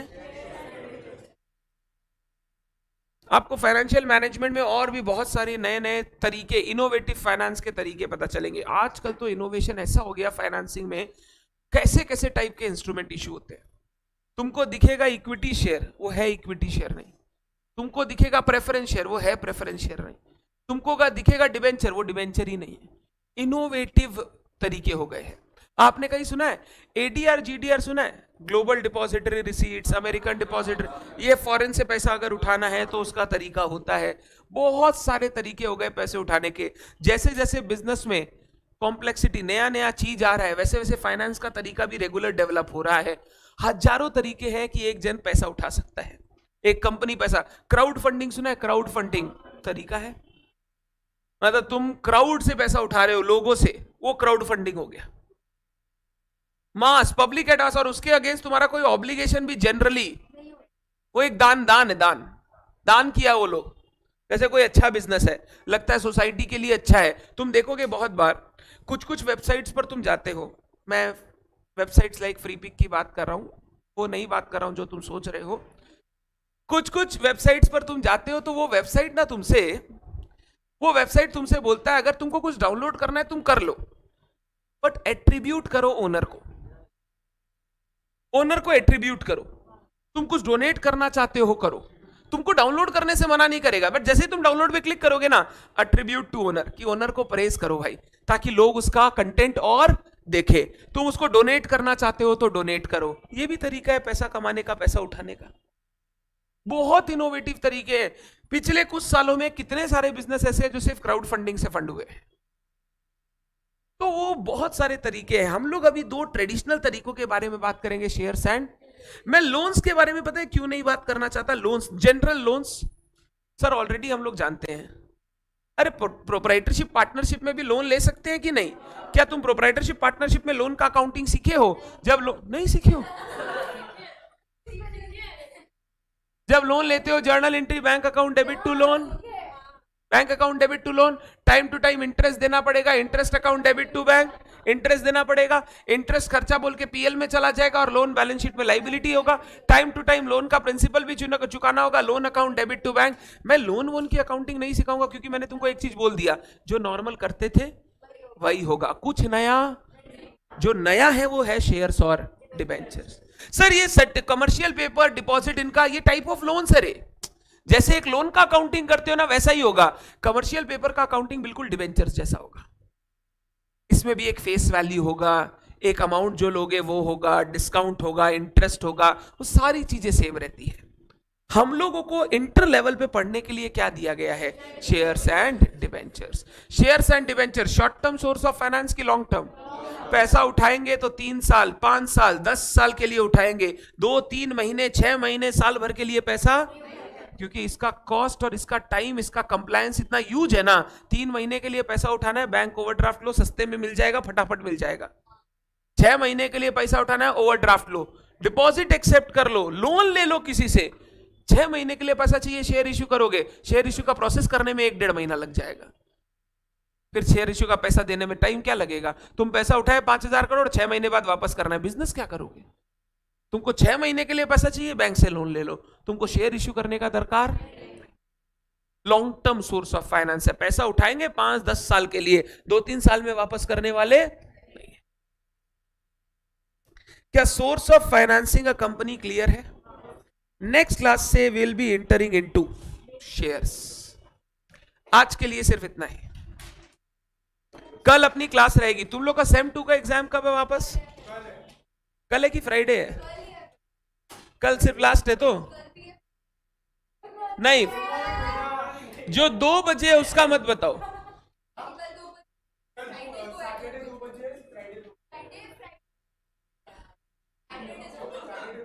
तो मतलब कल और परसों 2 दिन है।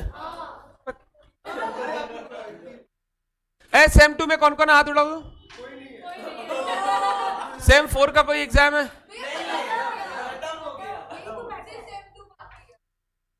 तुम लोग ऐसे।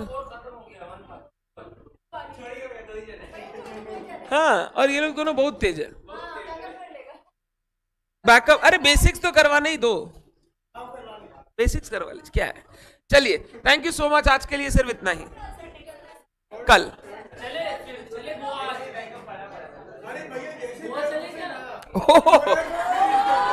जेठालाल अहमदाबाद।